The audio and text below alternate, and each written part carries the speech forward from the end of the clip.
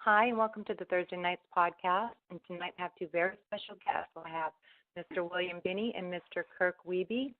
And I'll tell you a little bit about them. William Binney and Kirk Wiebe are clients of GAP, the National Security Agency whistleblowers who worked at the agency in excess of 36 years. As technical director, Binney developed a revolutionary information processing system called the Thin Thread that arguably could have detected and prevented the 9/11 terroristic attacks. But NSA officials ignored the program in favor of Trailblazer, a program that not only ended in total failure but cost taxpayers billions of dollars. And concerned over national security, Binney and Wiebe blew the whistle on the mismanagement over Trailblazer using internal channels to share their concerns with Congress and the Department of Defense Inspector General. And despite their efforts, no one was held accountable at NSA for one of the worst intelligence failures in history. Little did they know, Binney and Wiebe would face harsh retaliation from NSA for their efforts and to make their truth known. So that was something that I found online, and I thought that might be appropriate to read since you're here together. And it was an article about the two of you. So I guess maybe we can start a little bit from the beginning. So I know, Kirk, that you were a senior analyst in the NSA, and so do you maybe want to tell the audience a little bit about what that entails? Yeah. By the time 9/11 came around, I had actually gone from day-to-day analysis into more esoteric, more research-oriented analysis, which is one of the reasons why I teamed with Bill, leaving a job with the Information Technology Organization in order to go work with Bill, who was involved with several others, including colleague Ed Loomis, developing techniques to understand the Internet and how to cull from that huge source of information nuggets of intelligence gold, information that was useful and actionable, hopefully to stop bad things from happening. And so that whole research process was very interesting to me. And frankly, I was appalled that the NSA completely ignored what Bill and others had done in that effort and left the whole ball game up to private industry, no doubt to curry favor financially after that. It's a part of the normal tradition of senior government workers. They leave government and take lucrative jobs with private industry. And so money basically took paramount importance at the cost of American lives, unfortunately. Okay, so thank you for elaborating on that. And then, Bill, if you want to maybe go into, I know that you developed Thin Thread, and you held a position of the technical director, and you're regarded as one of the best decoders in U.S. history. So maybe you want to go into what your job entailed. Well, for the first close to 30 years, I was working the Soviet Union, the Warsaw Pact, so I was breaking all kinds of ciphers and codes and things like that, and data systems, and working with data on those problems. But so that went on for very close to 30 years. Then I became the technical director of the group, and then after that they wanted me to be the technical director. Basically, when they reorganized in 1997, I became the technical director of the world because I was good at breaking and solving technical problems. And so at that point, shortly before that, I had formed the SIG and Automation Research Center with Dr. John Taggart from research. I was from operations, he was from research, so that we paired up all of our skills in one place with about 15 people, 16 people total. And we worked with all the skills in one place to solve the problems, which we could do really quickly. So the Thin Thread program, which was the program Kirk was talking about earlier about the digital world, we were trying to be able to handle the tens of terabytes of data flowing by the network every minute and figure out what was important and be able to pull that out with that program. But I had like 4 other programs running at the same time. So, and they were focused on automating analysis, which would be the driver to be able to make all these good things happen. So And the whole idea was to be able to be lawful, abide by the Constitution, make sure people privacy was respected, and deal with only those things that we had probable cause to select from the entire flow of information.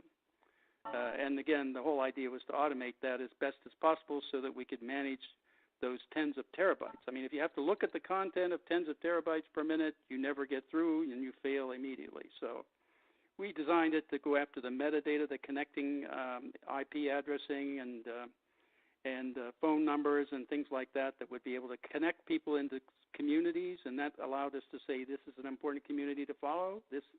The rest of them aren't, so that allowed us to separate the entire mass of information out just by the externals of the metadata involved. Okay, well, thank you. So you guys were, actively involved with the NSA for, I know you spent like 36 years there. So when into your career did you see, and I guess I'll go back to Kirk on this. When did you realize that there was a lack of integrity within the NSA and that something was wrong and that there was violations against the Constitution? When did you realize that? Well, it was the first hint came around the first week of September, and a bunch of new hardware equipment had arrived right outside our office door and was piled in the hallway. And I remember asking people in the organization, Bill and Ed were running, what the heck was that? And no one really knew. And the second indicator came when I walked into our conference room that we had in our office and was almost thrown out by an analyst that Bill and I knew. And obviously some sensitive discussions were going on that they didn't want to make me privy to. And I went over to Bill. I said, Bill, what's going on? Our buddy Ben basically threw me out of the conference room. And he says, I don't know. Well, it wasn't too long after that the contractor that Bill worked for had been asked by NSA authorities to begin using some of the tools Bill had put together for analysis to look at the private data of American phone calls, in other words, U.S. citizens, even though they hadn't done anything wrong. And that contractor went up to Bill and said, Bill, do you realize what they're doing? And Bill said, no, what? He said, they're turning the system loose against Americans.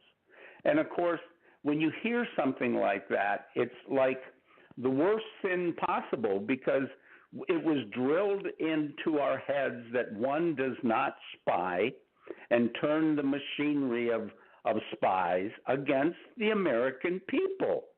We had gone through that kind of illegal behavior in 1975. Severe penalties were put against the NSA. 2 congressional intelligence committees were set up to make sure it never happened again. And here we are in, the 2000s now, years later, and the intelligence communities are actually committees are actually in bed with NSA. They act in concert to protect what NSA is doing rather than doing the oversight for the American people that they were empowered to do back in 1975. What an utter catastrophe for freedom and privacy in the United States. And Bill, would you say it kind of mirrors what Kirk just told us, or what was your take on that? When did you start to see there was a lack of integrity? No, that was exactly when I found out. And, of course, I discussed it with Kirk because, we couldn't stay there. I mean, we had to leave.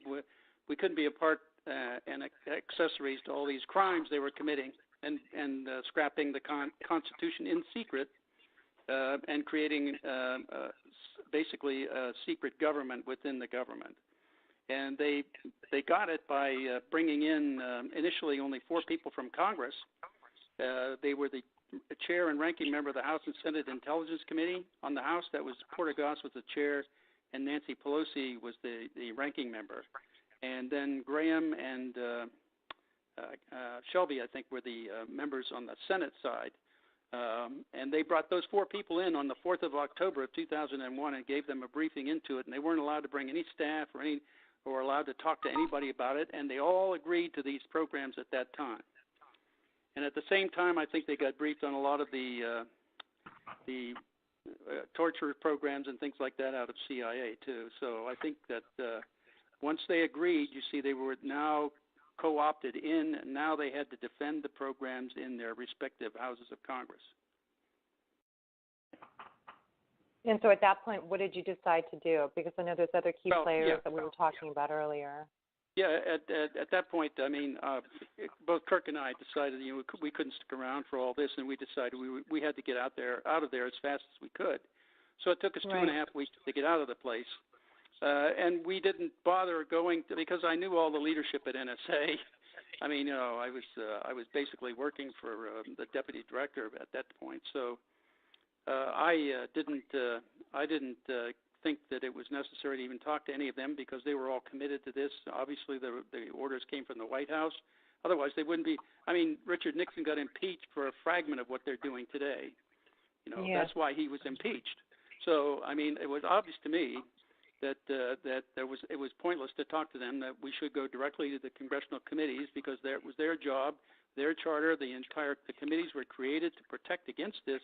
But you see, we didn't know that the leadership of those committees were both committed to it. So that was a pointless effort. And I think Diane Rourke was the one that we went to initially, and she attempted to try to get it across to them. She wrote internal memos about it too at that time. This was late 2001, early 2002. But can you talk a little bit? I didn't mean to step on you. Sorry about that. Well, but I mean, but see, even after that, that didn't work. And so we attempted to go to the third branch, the Supreme Court. We attempted to get a meeting with the Chief Justice Rehnquist at the time. And the way we did that was we didn't want to go through formal channels because that'd be shut down right away.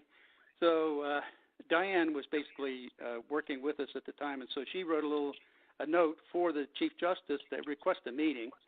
And Kirk and I knew another fellow in contracting, a contractor, that went to high school with the Rehnquist's daughter.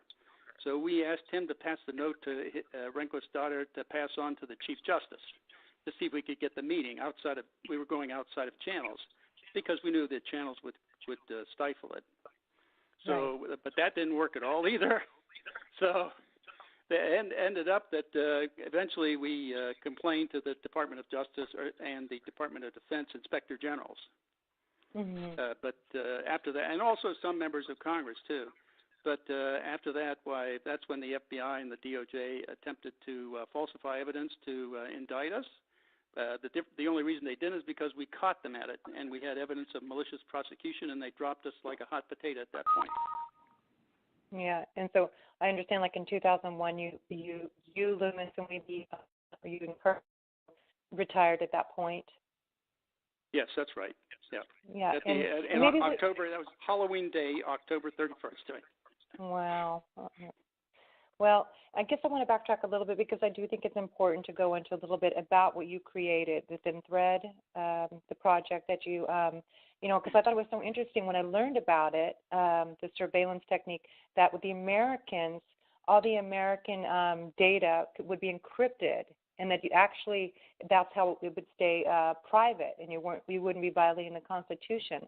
And so I guess then what happened is they took the coding out that kept the messages encrypted. Is that correct? They did several things. There were 3 basic sections they took out. The first one was the filtering up front. If you had to be a known target or fall into a zone of suspicion around the known target within the graphing of the social networks, to have your data taken in. If you weren't in those zones, none of your content was taken in. And if you were U.S. to U.S., you weren't taken in at all. No metadata and no content whatsoever. The only way a U.S. citizen would be taken in is if they were in contact with a known target. At that point, their data would be taken in. But if they weren't known to be a target, their attributes would be encrypted, so you couldn't tell who it was. Right. That was taken out, and they removed that. So at that point, everything was taken in. And also they removed the encryption part, so that part was removed also. But then in the backside, we also had a set of software that was monitoring who was on the network, who did what with the data in our network, and could detect whether or not they were doing something that they shouldn't be doing with the data, or that they were, violating certain rules or regulations or whatever. We had that software in there too, and they removed that too. So, I mean, if they left that in, they could have detected Snowden, removing data, or anybody else removing information or data from the system. But they removed that also. Okay, so, then we'll go back. Now we'll go back to what we were discussing. At that point, what did you guys decide to do, and what other steps did you take to try to bring this information to light? Well, after we left the building, we decided to get together with Ed Loomis, who was managing the research effort along with Bill. And we decided to try to take what we knew, and that is how to exploit high-volume digital communications and do it in a way that comported with the Constitution. In other words, rather than violate people's rights under the Fourth Amendment, it followed the Fourth Amendment. And we would use typical court procedures based on probable cause to uncover the identities of people that looked very suspicious. And there would be a judge or a court involved. So we decided to take our concept elsewhere to try to bring it to the government through another agency, perhaps, maybe the CIA, maybe DHS. So Bill and I and Ed did some contracting for a couple of years until about 2006, and tried to get that known amongst popular circles in government, but we were shut down. Every time we succeeded, it was as if there was a concerted effort to block us from being successful, even though we were demonstrating success with several employers, including DHS and including Boeing Corporation. The contracts were terminated. And it wasn't because we didn't succeed, it's because they didn't want that kind of a solution. When I spoke to a senior executive at Boeing, Ella, I showed him a view graph that showed basically a simple concept of how our approach would protect identities using encryption of American and other innocent people. There's no need to look at them if they're innocent and not suspicious. He said nobody cares about that. And this guy had high contacts in government, and Bill and I were appalled to hear that response. Nobody cares about that. And that was the rude awakening for me, finding out that your government really didn't care about the Constitution and the rights of the people. That's unbelievable. And I know that, I've talked to other whistleblowers as well. You make an oath to stand for the Constitution, basically. So, I can imagine that was a lot of disillusionment at that point. Absolutely. Yeah. And so, when and how? Because then I understand that you guys had that lovely 9 a.m. wake-up call that one morning by the FBI. Do you want to share a little bit about that? Are you comfortable discussing that? Well, sure. We were all, all of those of us who signed the complaint to the Department of Defense Inspector General about fraud, waste, abuse, and corruption at NSA, which, by the way, under regulations for employment with the U.S. government, you were required to report that to the Inspector General of the Department of Defense. So we were following through on what we were supposed to do.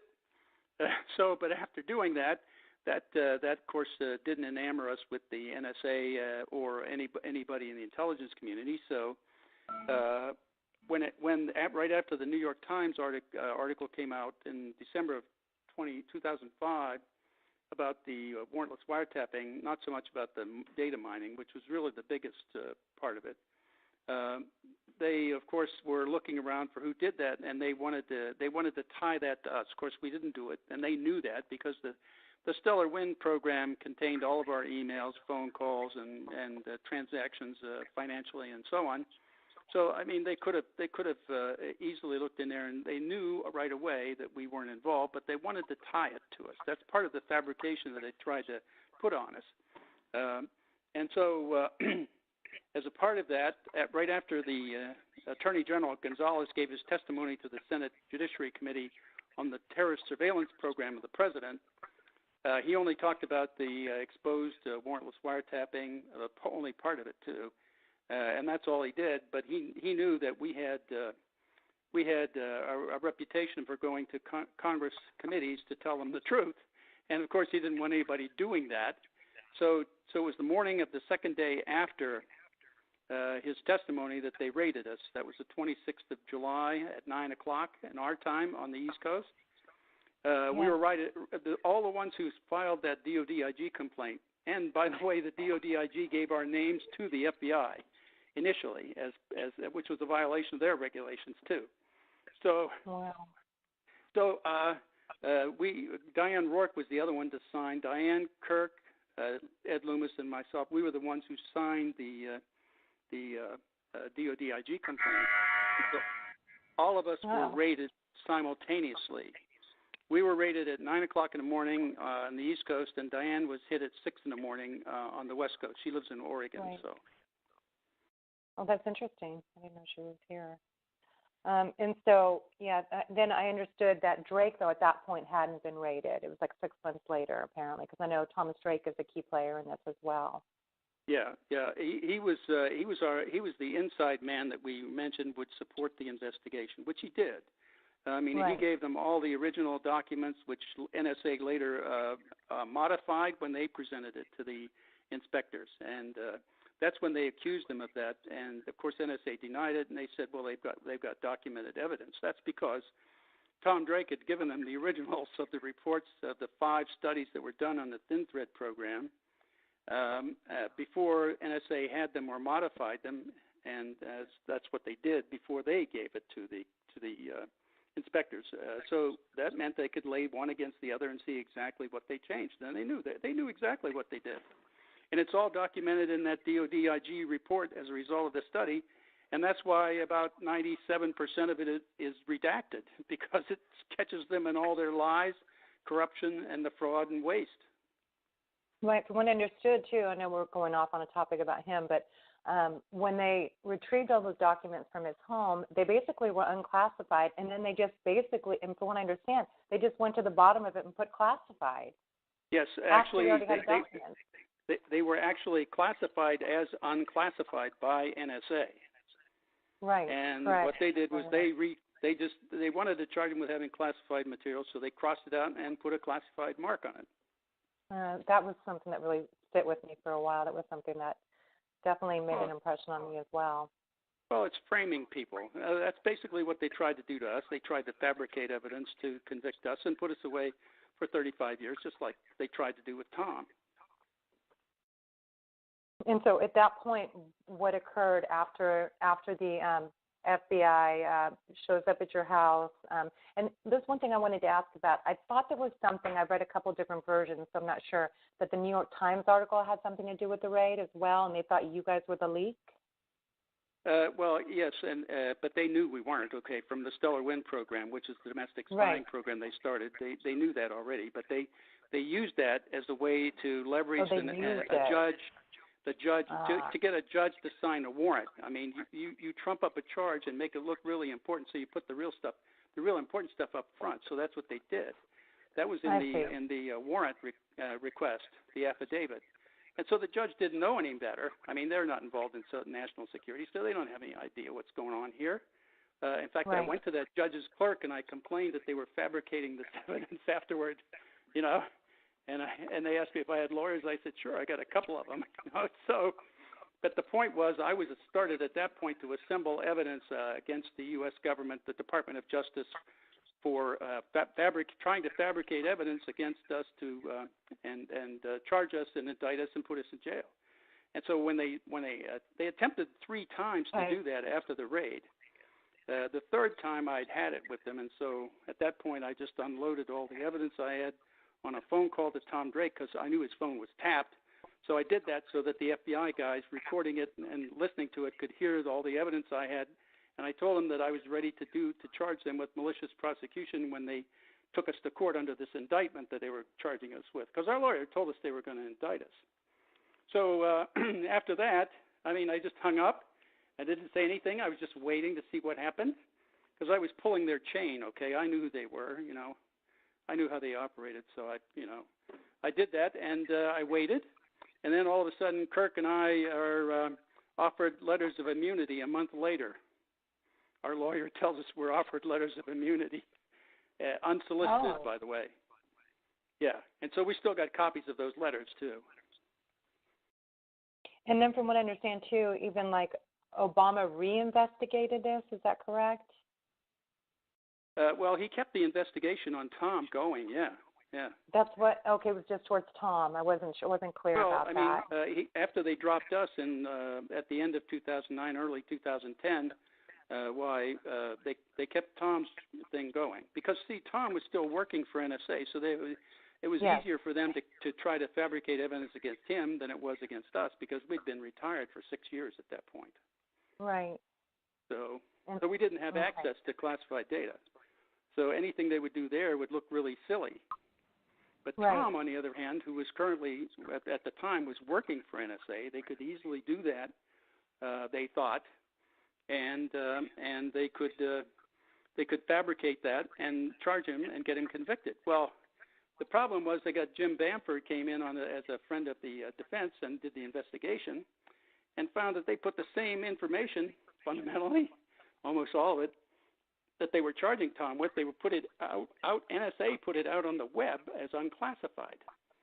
And so Jim hauled all that data in and took it in and gave it to the judge, Judge Bennett, in the court at the federal court in Baltimore. And all he did was look at one and then look at the other, and he could easily see that they were framing him. And so that's why their case fell apart. Alexander went on TV and said they didn't want to expose classified information. That's why they dropped it. That was a lie. They got caught fabricating evidence. That's why they dropped it.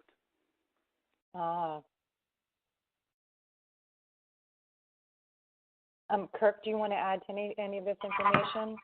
Well, just wanting to make sure the point is not lost, that the objective of the government was to make Tom Drake an example, as well as us, because our clearances were suspended, and never again were we able to work for the government on a lucrative contract and practice our trade and bring to the American people a way to protect the nation better than is being done now, and not at the cost of privacy to the American citizenship, to Americans. And so the whole objective was to put the fear of God into any other future whistleblower to the degree that they could. That was, and of course, to punish us for putting the government on report in the first place. Yeah, what they're doing is covering up the biggest swindle that the world has ever seen. I mean, they've swindled hundreds of billions of dollars out of us, the paying taxpayers. Oh, well, it's on the debt. I mean, we've added it to the debt. Right. And then, after all, most of them are being run by contractors, and contractors have one objective, and that's to get the next contract, keep the business going, and make a profit. They don't have an invested interest in solving the problem. If they solve the problem, they don't have the problem to get more money. That's what's going on here. It's like a self-fulfilling business. It keeps going because we never solve the problem. Yeah, Thomas Drake told me, he goes, you got to keep the problem going to keep the money flowing. That's stuck in my head, that quote he said. Yeah. Well, that was my vision statement for them. Originally, I thought the vision statement should be aim low and miss, simply because they failed all the time. But instead, after a while, it became really clear that the money was the motivator. So that's why I gave them the vision statement of keep the problem going so the money keeps flowing. Yeah, I like it. It's stuck in my head. So then, how else? I mean, I know this is personal, but people like us can relate to this. I'm sure that you maybe would be interested in this. Did it affect you? Now that you were targets of the government per se, did they try to affect most of your life? Did they continue to follow you? How did that look for you? What was your experience? Well, for us, I think basically it made it pretty hard for us to get another job anywhere because Right. the FBI would always come behind you saying we're investigating these people, and so people drop you like a hot potato. So right. and NSA blackballed us in the government everywhere. I mean, we were doing work for DHS at one time, Customs and Border Protection, and we had a solution for them, but they they dropped us because this was in late 2006, and that's after the FBI had wiretaps on us. We found out later from the affidavit, warrantless wiretaps, I would add, and so basically that is a law enforcement organization looking at imports, exports, and ICE is a part of that. So they basically told them you need to get rid of them too. So they terminated our contract in August of 2006, I think it was. Yes. And that was because the FBI started wiretapping us in February of 2006. Okay, I see. Kirk, what about you? What kind of experiences have you had, and how did it affect your life? Well, when you get raided by a dozen FBI agents, it isn't fun. I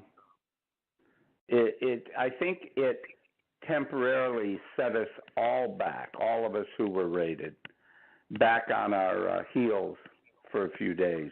Maybe I can imagine. Maybe a few weeks. Because your mind, you're trying to sort out what the heck was it you did wrong? What are you being accused of? We were not allowed to read the affidavits supporting the search until they were ultimately uncovered 5 years later as part of our court case when we sued the government to get our property back that they had taken during the raid. And by the way, we won that without a lawyer. And four of the five of us went in together, shared the $300 suit filing fee, and we beat the government. And that set a new precedent for property seized during an investigation. If there's no subsequent prosecution, they must return property. And people are still litigating that issue later. Anyway, the point of it is that it sets you back. We got our property back for the most part. Diane Rourke is still fighting that battle out in Oregon because she had the files separately since she was searched in Oregon after she retired in 2007. She was searched in Oregon, so she had to file from there. She could not join our lawsuit here in Maryland. And so that still continues. In the meantime, we were denied constitutional rights. They drug it out, the return of material, over an extended period of time, and no one that we talked to wanted to represent us in a constitutional rights case. It's as if lawyers are brave until they go up against the government, and then they don't want to do it because they know the government is almighty, it has the power, and it has the intelligence apparatus to know what everybody's doing. And that's the kind of intimidation we now live with in this great land of freedom, or that once was free. But what's anyway, interesting? Go ahead. I was just going to say, you can finish, and then I'll go ahead and make a statement. Well, I was just going to say Ed Loomis lost a wife over it. Ed went became a bit of a recluse for 2 or 3 years until he got over it, and we established connections with him again. Tom Drake, as you know, was under threat of prosecution. Went through extreme personal lows. I can remember talking to Tom and trying to give him pep talks about the fan base he had and believe in the people that supported him. But he was obviously under great duress. Diane I think health-wise took a dip, but then gathered her strength. She's a tough lady and came back. So we all got over it. But Bill will agree. He was angry. He was ready to pull out the guns and go after him in any way that he could. And you won't hear that anger in his voice today, but don't let that fool you. He is, he is fixed on the target, and the target is to get the word out, as is for all of us, to get the word out about how our own government is shredding the Constitution under our very noses. And we can't even get the issue resolved in court. Court cases drag on and on and on, and our best chance is probably the one out in the Ninth Circuit, out where you are, Ella. Right. Jewel versus NSA, yeah. Yeah, Jewel versus NSA, that continues to be a live, active case, but we'll see how that goes. Anyway, here we are today. We're healed.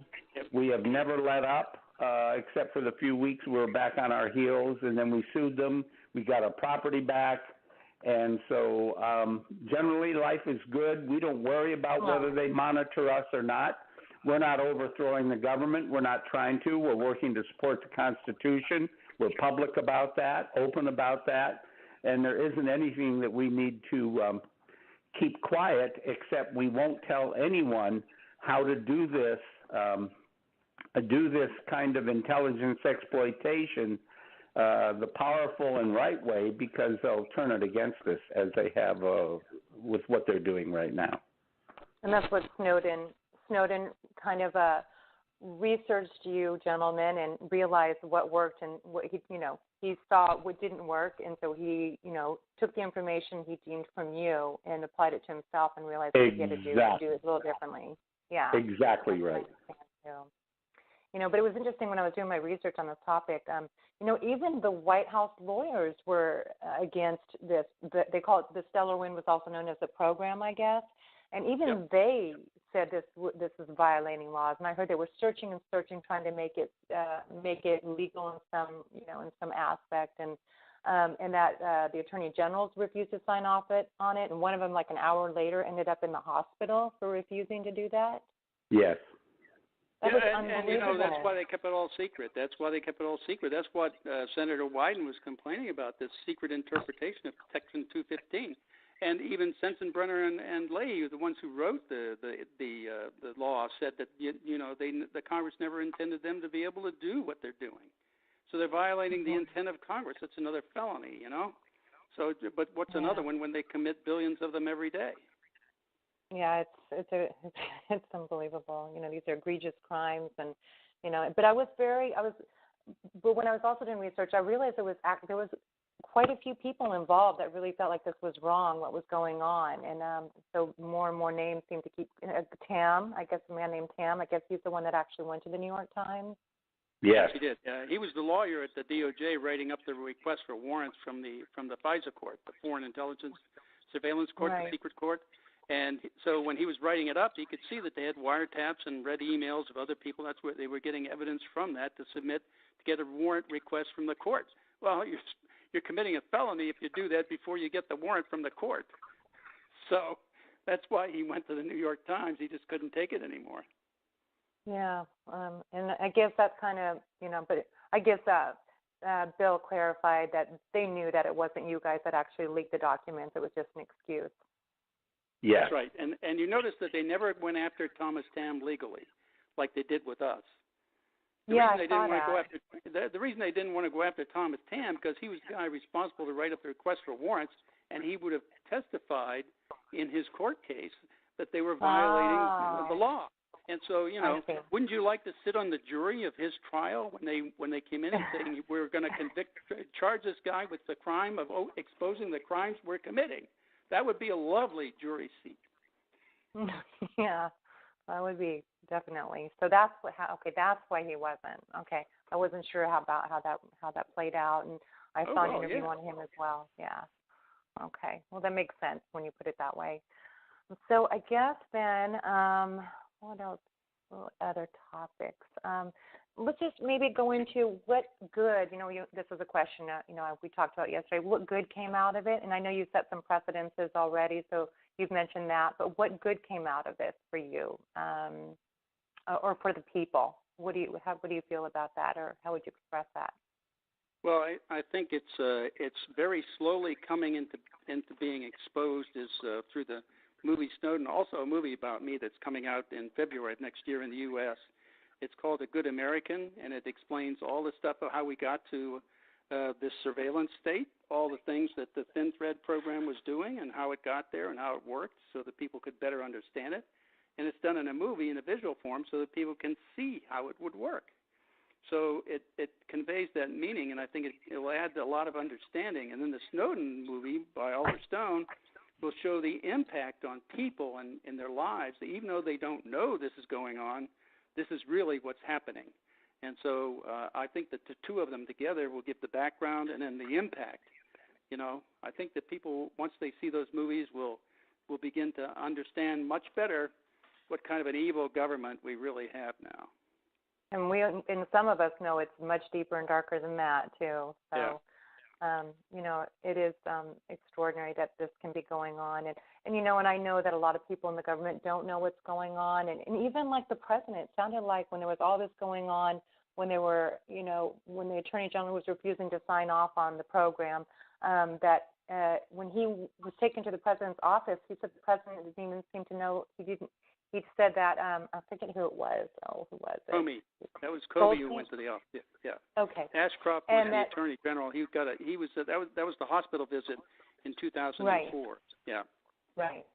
And so from what I understand, he said it had been going on for months at that point, and he said that President Bush you could tell, he said from the conversation, that he had no idea that this was going on behind closed doors, and that he was completely unaware of what was happening at the NSA. No, not at the NSA, but what the disagreement that the DOJ had with the warrantless the Stellar Wind program. He wasn't aware of the argument between his lawyers, Cheney's lawyers, and DOJ at the time, but he knew about the NSA program. He was the one who approved it with Cheney. Okay, thanks for the clarification on that. Okay, so we were just talking about, I guess that you guys set the stage for people to come forward. But at the same time, we've had this last president who came down so hard on whistleblowers. And from what I understand, there are some whistleblower, protections set in place. What's your opinion on those, or what do you think we can do to improve upon that? Oh, there are laws in government that protect whistleblowers everywhere in government except the intelligence community. So we're exempted. I wonder why. So we have none of the benefits, and we have no leverage. I would also tell you this, that probably most of your listeners don't know. The NSA and the intelligence agencies are exempt from auditing by the U.S. government, which means that it's like, wouldn't you like to have a job where here you are, the head of NSA, and you're handed somewhere between $10 and $15 billion a year to spend any way you see fit, and nobody will check on you how you spend it? I mean, it means that you could take $1 million home a month without nobody missing it, and even if they did, they wouldn't follow up to find out what you did with it. Yeah, exactly. That's a setup for corruption, and that's exactly what's going on. Yeah. It just seems to be ridden the entire government system. The more I research, the more I realize how corrupt it really is. And some of us really, and I have my family was Swedish.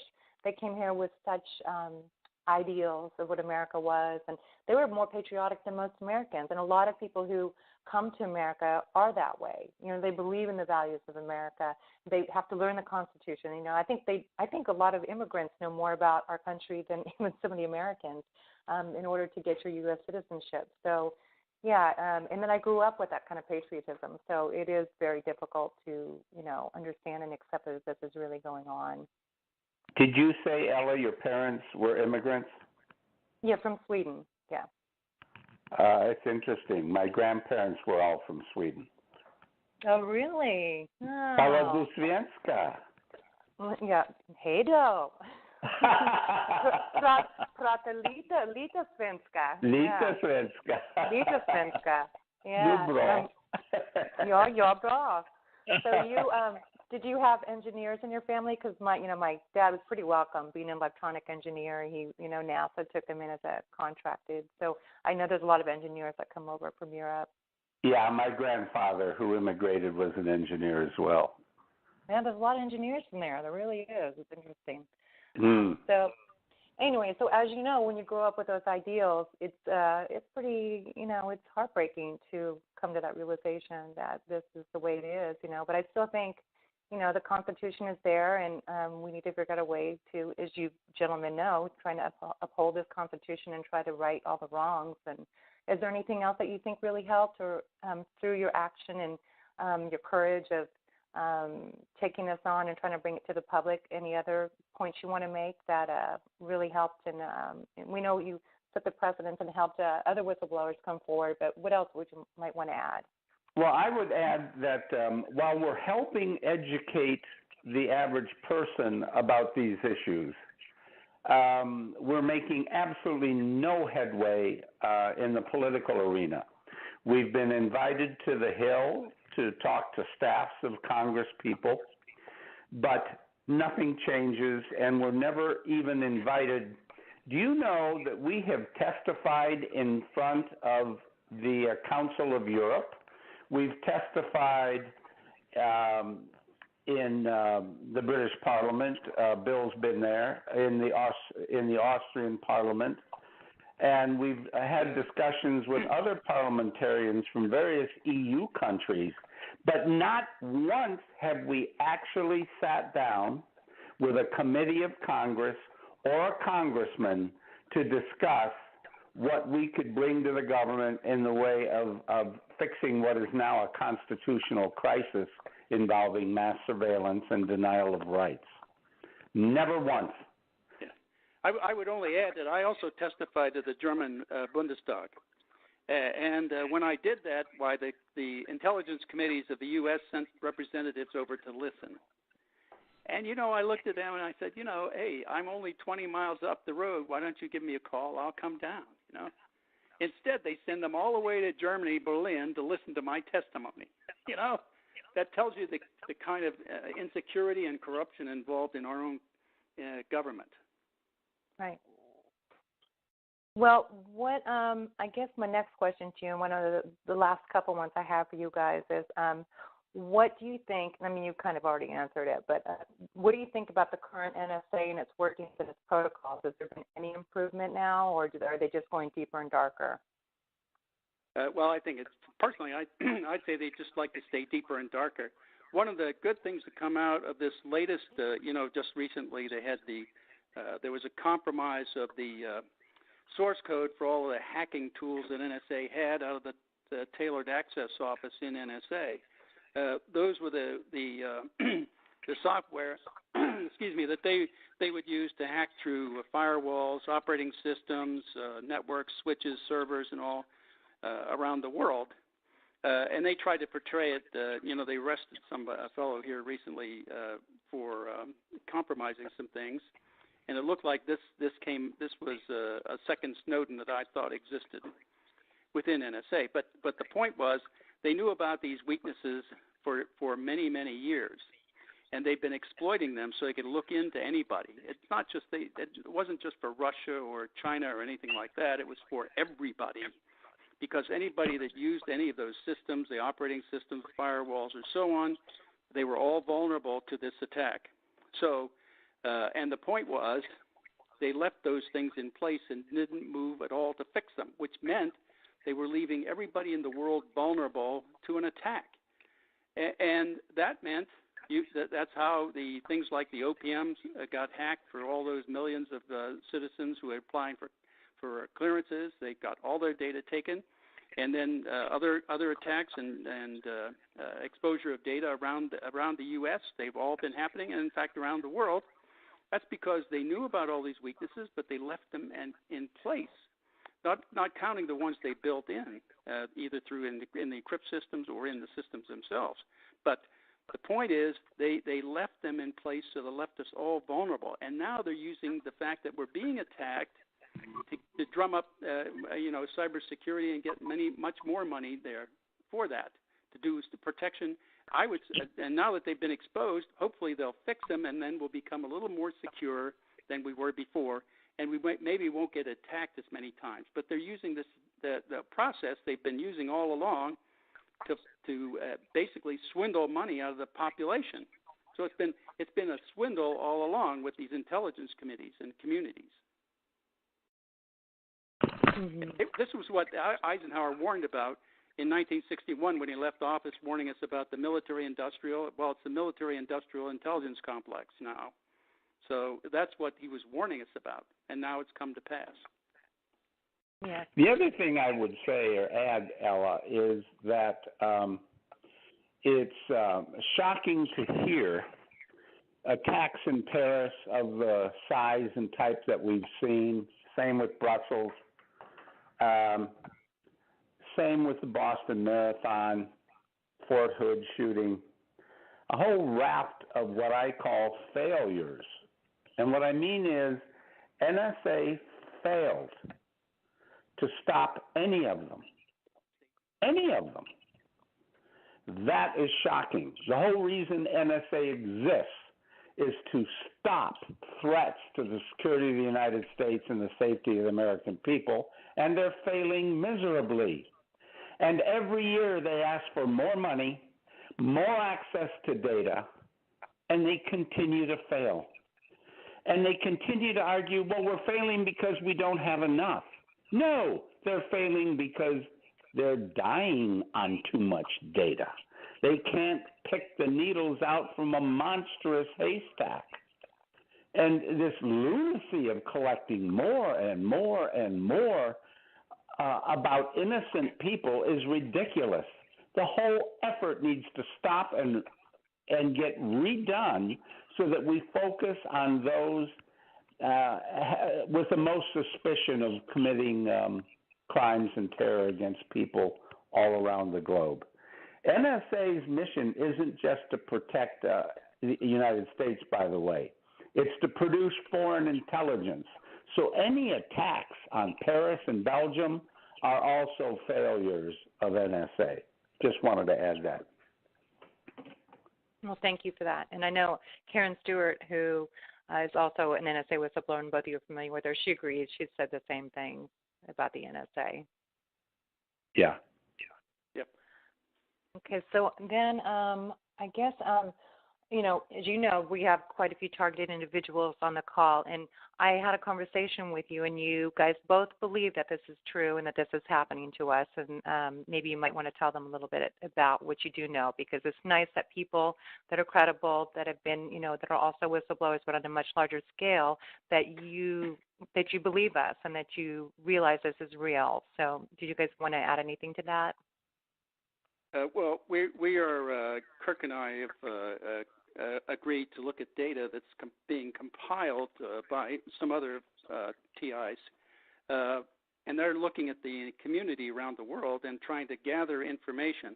Here's what we're attempting to do. We need to have some irrefutable process to be able to prove the things that are happening and the kinds of things they are and what the consequences are and how it's affecting people.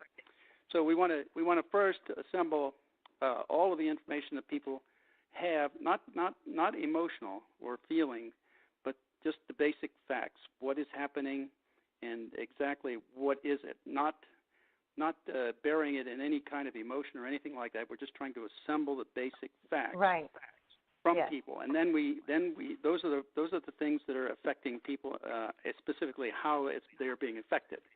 And then we're assembling information on what's known from publications and so on from the government, of non-lethal weapons that are being developed and the kinds of consequences that can be occurred from these kinds of weapons.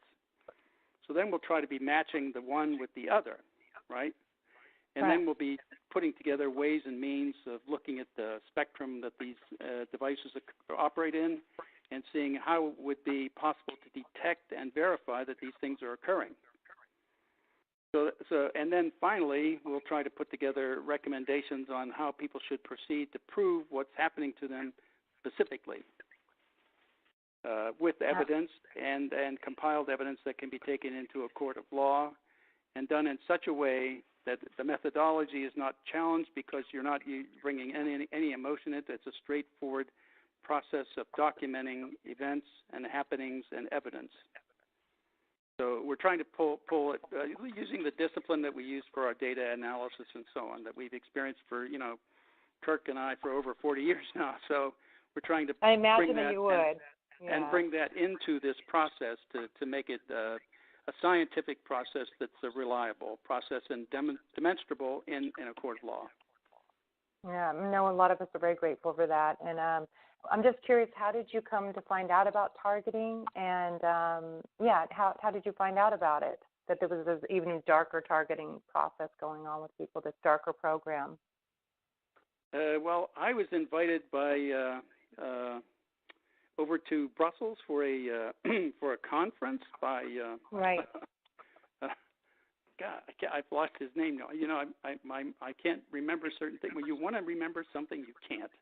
I know. You're gonna remember it in a minute when you're already moved on to I know. it. Yeah. But anyway, I was invited over there to give a talk about the surveillance, and I did that. And I was listening to another whole series of people come up from various countries around the world talking about this. And then I forgot how Kirk got involved, but that was my initial exposure to it. Magnus was the guy. Magnus Olsson.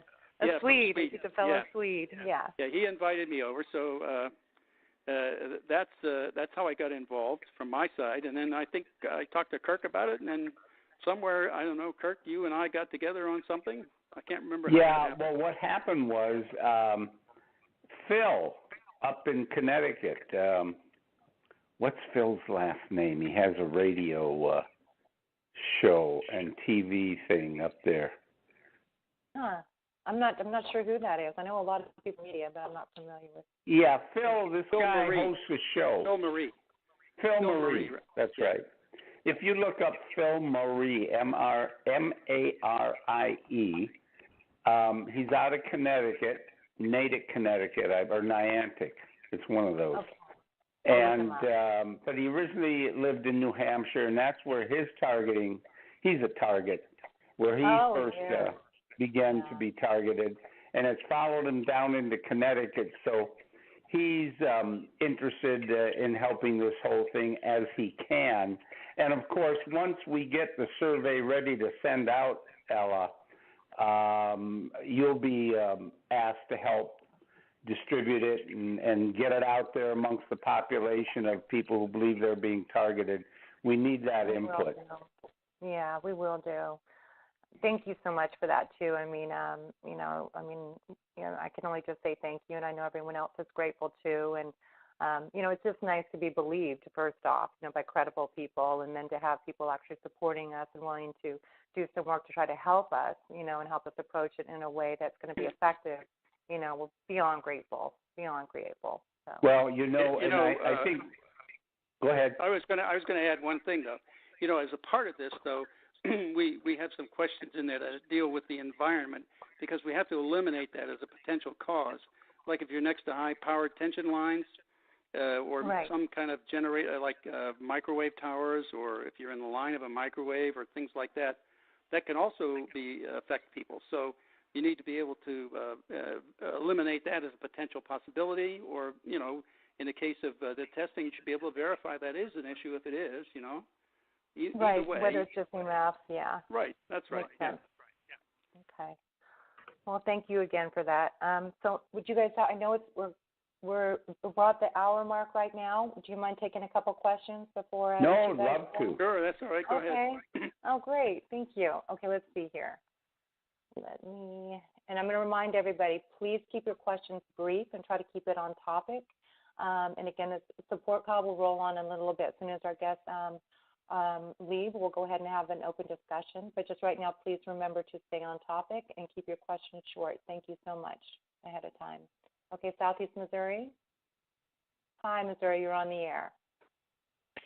Hello, my name's Dave Case, and I'm an electronic engineer And in the past, I tried to patent a photonic processor and a photonic memory system, and I was attacked by agency with very high technology and with the ringing tinnitus in the ears that absolutely destroyed my life. I have come up with a countermeasure, and I've cured 29 people or helped 29 people eliminate or reduce the tinnitus. And come to find out, the photonic processor I was trying to patent already exists. They already have them, and it's called national security. And I believe that's the reason I was targeted. And I have documentation right in front of me of an NSA lawsuit. NSA Signals Intelligence uses EMP brain stimulation for remote neural monitoring and electronic brain link. What my invention does is jam the spectrum that they're using. It's called a biorelevant feedback loop. In other words, if you target an individual, you have to get their body temperature, their heart rate, their brain waves. There's many sets of data they have to retrieve. And I believe they're using the GPS signal as a main carrier and these photonic processors in a magic tree formation to process this large amount of data to target individuals. I was just wondering if you have much knowledge of any connection with these photonic processors and the GPS. Well, that's not an area that Bill and I worked in directly, but in terms of radio emissions, frequency spectrum, that kind of thing, we're generally familiar with that. And my first question to you would be, Dave, were you able, is this an audible, in the hearing spectrum of a human being? Do people hear a high-pitched tone? Yeah, they're using the skin as a transducer. In other words, the skin is transforming a higher frequency into an audible frequency. And have you measured the frequency of the audible frequency? Well, I can tell you, it is a range of around 5 kilohertz to around 35 kilohertz. And my countermeasure, I use 2 I-55 IC chips, oscillator chips, and I wired them in a fashion that's never been done before. And it causes massive interference between the two chips, and it covers the entire spectrum. And as they try to gather data, my metadata, that signal that I play on a CD, on headphones, contaminates the biorelevant feedback loop and breaks down the loop. And then the brain is freed from the brain link, and your brain is actually allowed to heal because they're actually causing brain damage. They're interfering with brain chemistry. Are you willing to share some of this knowledge that you have there, Dave? Oh, yes. Can you? Yeah, I have testimony letters where I have people. Yeah, this would be important for our study and being able to document that kind of process and be able to put it into a spectrum. And also you've already got countermeasures started, so that kind of thing would be important to put into this study. Yes, I offer it free. I try to come on as many calls as I can, and I offer it for free. And, I have many testimony letters where they just absolutely say I saved their life. They're getting back their cognitive abilities. They're making decisions quicker. They're able to sleep. It has many benefits. Yeah, I think this is an important thing if you're willing to share that with us. Thanks. Oh, yes. Yes, I sure will. Matter of fact, I'd give you my phone number if you would like it. How about I give you my email and you could email it to me? Can you do that? Sure. Okay, are you ready? Hello? Yeah, I had to get a pen here. Okay. It's just my name, William Binney, 0802 at comcast.net.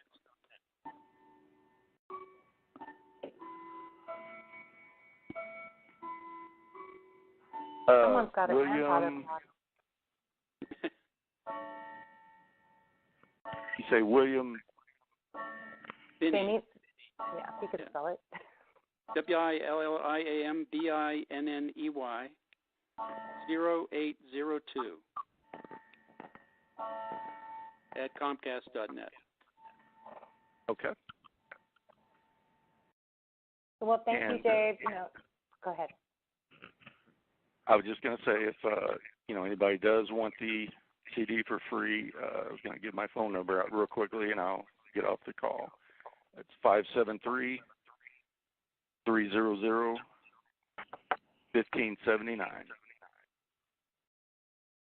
What were the first three Dave. digits? Pardon me? What was the first three digits? 573. Got it. 300-1579. Outstanding. Dave, you're a patriot. God He bless really you. is. Thank you. Yeah. Thanks, We Dave. really appreciate him. And he doesn't do it for money. He just, he gives it for free. Although, he may need $1 for the CD or something if we want to send it. But he's been really, really helpful and very altruistic, and we always appreciate people like that. Outstanding. Yeah, he is. Yep. Thank you, Dave. Thanks, Okay, Dave. so now we're moving on. Let me find out who number 2 is. Bella. Hi, Bella. You're on the air. Bella. Hi, Bill and Kirk. What an honor to have you here. I just had a couple of questions.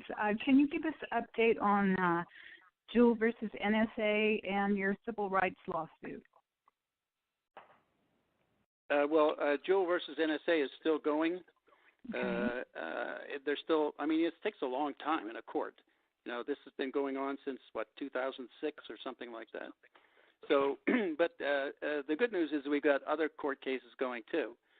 One in the Second Circuit with the ACLU.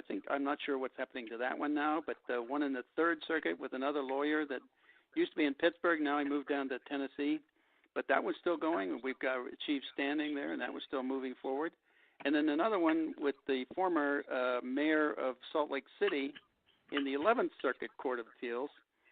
He's going to sue the government again for spying when they had the Olympics out there. And so we're supporting that one too. So we've got 4 separate cases in the appellate courts that what we're supporting. So we're trying to get as many going as we possibly can because they're all relevant. They're all done based on constitutional violations. So. Okay, and you also have your civil rights case going, or is that still going? That was a 41G lawsuit, which is a return of property lawsuit. That was pretty much over with. Now, we have won ours, but Diane Rourke is in Oregon. She's still fighting hers. Okay. And now the Section 702 of the FISA, which is supposed to end next year, do you suggest that we write Congress about that? Or is that a... Well, I suggest they just cancel the amendments and just revert back to the original FISA law. That was good enough. They could have, and then they could do. It could be constitutional and follow the laws that exist. Instead of trying to modify them, the whole point is that under 702 they have secret interpretations there too. So they're doing content acquisition as well as metadata. It works like this. They say that. As long as you're going after a target of interest like a terrorist or a dope smuggler or something, and by the way, you happen to collect other information, it's coincidental. So it's not really, and you can keep that coincidental data stored, and you could search it if you want to too. So that means I'm going to look at this 64 fiber 10 gigabit line, and I know there's a terrorist or a dope dealer on there. So I'm going to take the entire line and store it all. Everything's coincidental except the target that I'm after, okay? But I can still do it legally, and that's their secret interpretation, okay? That's done under Executive Order 12333, Section 23C. You can look it up and read it if you want. Okay.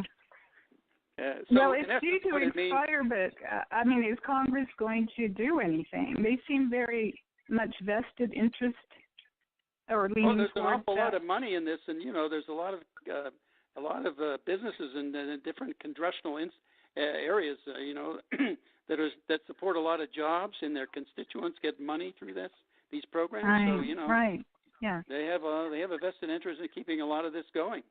And Bella, this is Kirk Wiebe. The other fact about Congress is many in Congress are not truly informed of what's going on. The intelligence committees lock them out. They give them bare bones information, often misleading, and really don't invite them into the core of the process, so they can't even represent you in Congress properly on this. There's a huge power issue here in terms of how we're representing people or not in the world of intelligence. So your voice is really not being heard. I would urge you to write letters as you can, or phone and voice your displeasure with the mass surveillance, untargeted kind of attack that's usurping the privacy rights of Americans. Okay. Very good. Also, I think if we could add one other thing, part of the evidence that people are beginning to understand this down in Congress.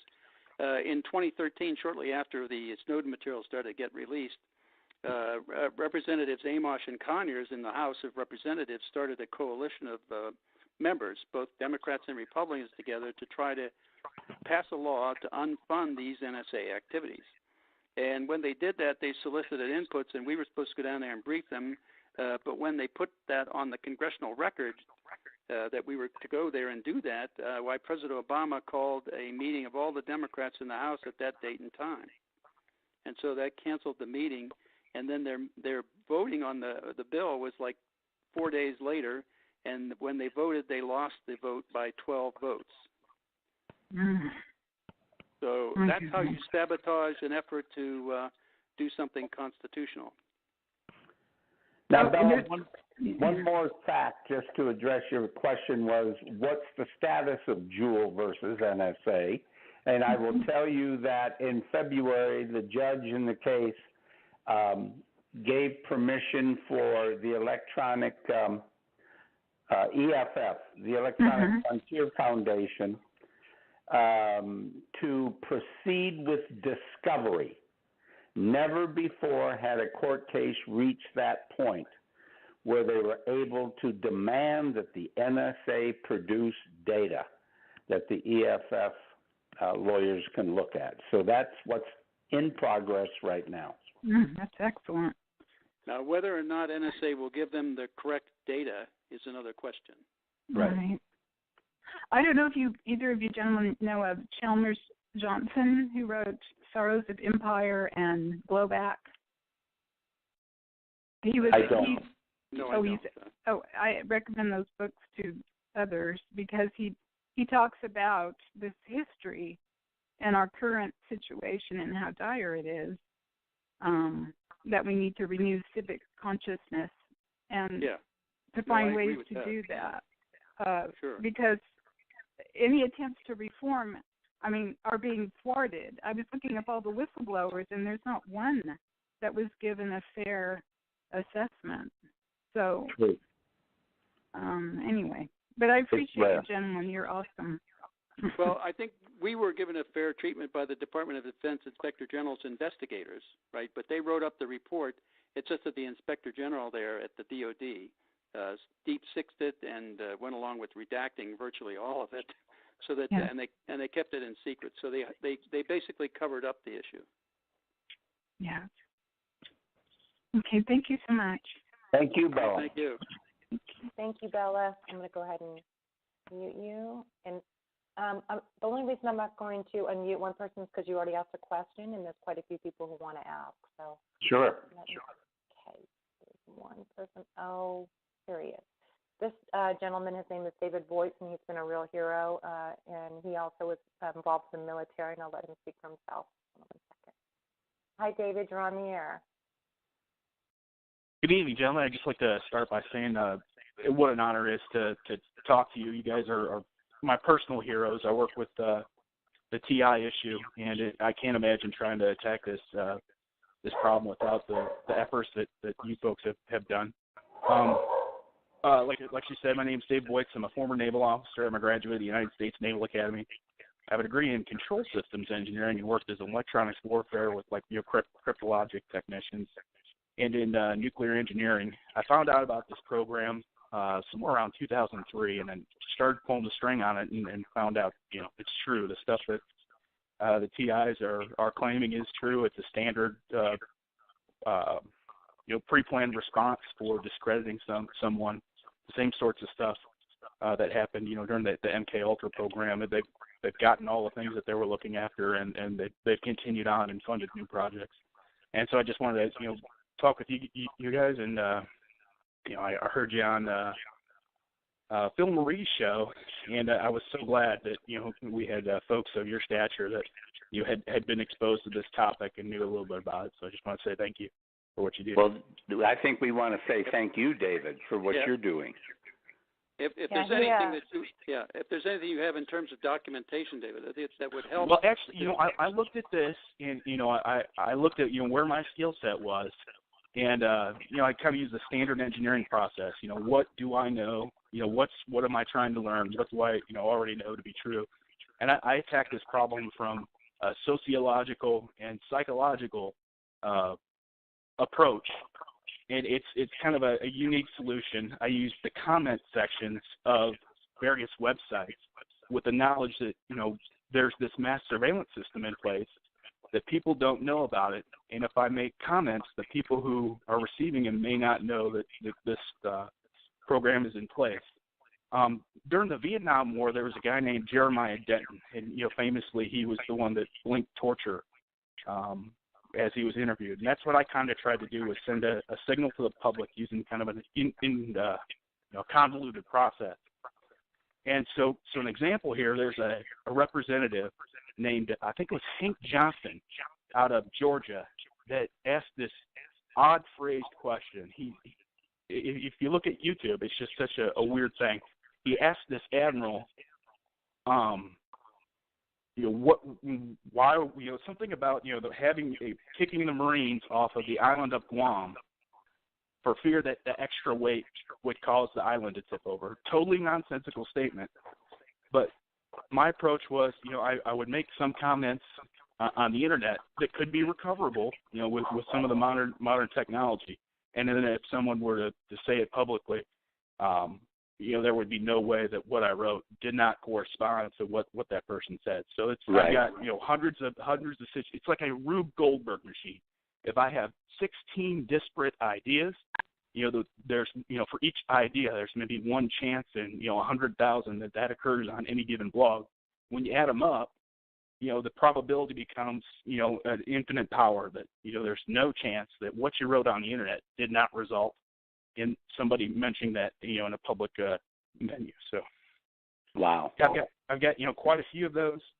Some of them have appeared in television, like television shows, and that sort of thing. So that was my approach to thinking that there was just no way that you could do something from a technical approach to solve this issue, and you wouldn't be able to get documents, and there's espionage laws.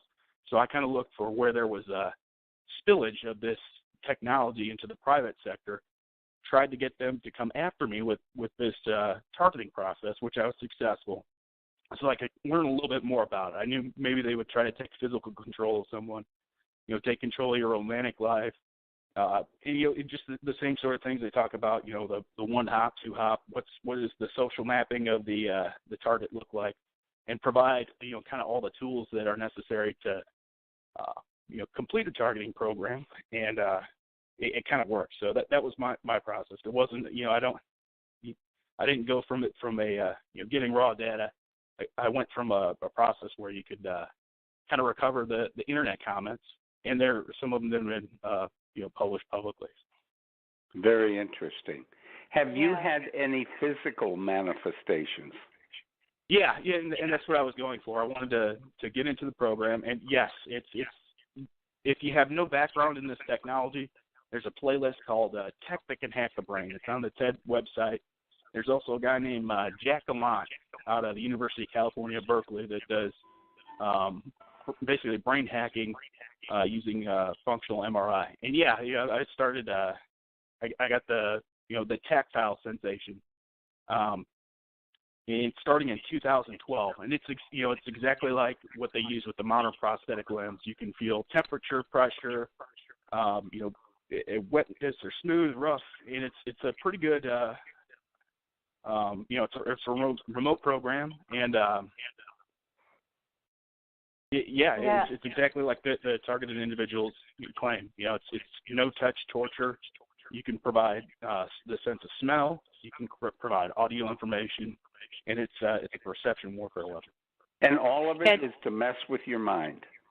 Yeah, it's a tool much for psychological warfare. Yep, exactly. Yeah, and David specialized in human-machine interface testing in the Navy. He's a very smart man. He has a lot of credentials himself. He's we really look up to him. He's one of our heroes too. He's walking across the country, bringing in media attention. He's gotten quite a bit of media attention too. He's walking across the country with a sign on his back, and bringing attention to the matter. So he's pretty heroic himself. Outstanding. Yeah. And David, you're going to be somebody we're going to want to talk to down the road a bit after we get some data together and begin to work a plan. Okay. Thank you. Really, thank you for all your efforts, and you're a great American. Yeah, he really is. Okay, I'm going to go to number 3 on the list here, Connecticut. Hi, Connecticut, you're on the air. Some of these people might have walked away. Hold on a second. Yes, I'm sorry. Oh, that's okay. We all just wanted to thank you for being on the call and giving us acknowledgement. We're all truly suffering in our homes, out of our homes.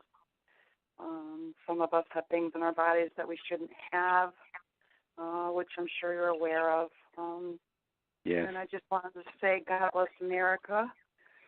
And I was wondering if you thought that there was any chance that Snowden could have downloaded some documents when he did that download. I saw the movie Snowden, and you both mentioned, and I was wondering if you thought there's any possibility he could have documentation proving that this is happening to the citizens. This is Kirk Wiebe. I have to believe there's a chance. If we believe the numbers that he downloaded 1.5 million documents, that's a lot of material. And the question is, do any of the journalists that he left the data with, I guess there's 4 of them, Glenn Greenwald's one of them, and Barton, what's Bart's last name? Gelman. Gelman down in D.C. has a copy, but they would be the ones we would have to ask to see if they've run across anything on the subject of EMF targeting of individuals. Yes. But I have not heard that myself as of yet. Who? How? Yeah, who? I don't know anything how either. Could we contact them? It would have to be somebody, that has a position or something. I'm sorry, I'm really getting clobbered here. I'm not speaking very well. Somebody of authority to do something like that, where it might be possible that they might divulge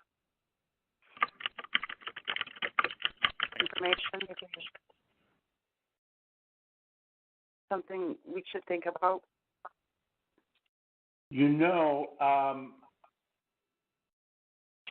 Because that would be I'm wondering if we could get in touch of Bart and Gelman and ask him if they've seen anything like that. What do you think, Bill? I see. I don't think I'm not sure how they're going through all that data, but that's an awful lot of data. It could be something just like NSA. They're overburied with data. So I don't even know if they know what they have. We'll give them help. No, I don't. Yeah, even they know need a way to search it. Yeah, I mean they're probably doing just simple word searches like NSA does, or FBI. They do the same thing. They do word searches or phrase searches. So if they're not asking for the right phrases or words, or they probably wouldn't even see anything. Yes. Would it be worth a shot? I mean, you can't imagine what we are.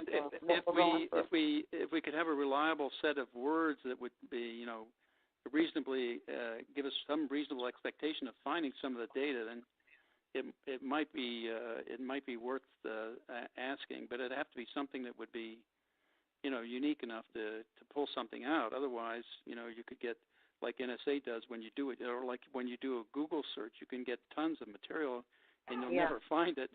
So, and I just simply wouldn't know what to ask. I mean, that's my... Can I say something? Yeah, sure. Right. Yeah, hi, this is James Lico, and I've got a degree in electronics engineering technology and biology and computer science. And I understand this technology has been around since the 70s. Let me lower that.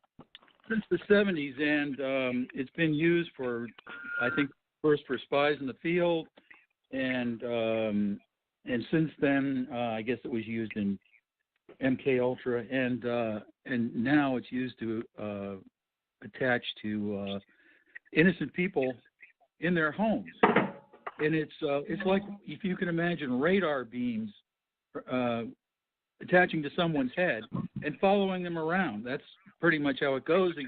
If they're driving in a car, it follows the car at the car's speed, and it can do intricate things. It can, I would imagine a doctor could do surgery with this.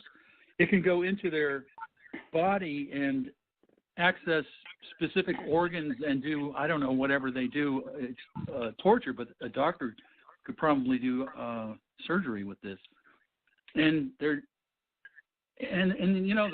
getting down to the most important part of it, I think, is the remote neural image, which allows them to attach themselves and read and successfully read and influence the neural, or the brain, all the neurons in the brain, and get feedback as to heart rate and respiration. This is a very sophisticated system that I think that people need to be aware of. And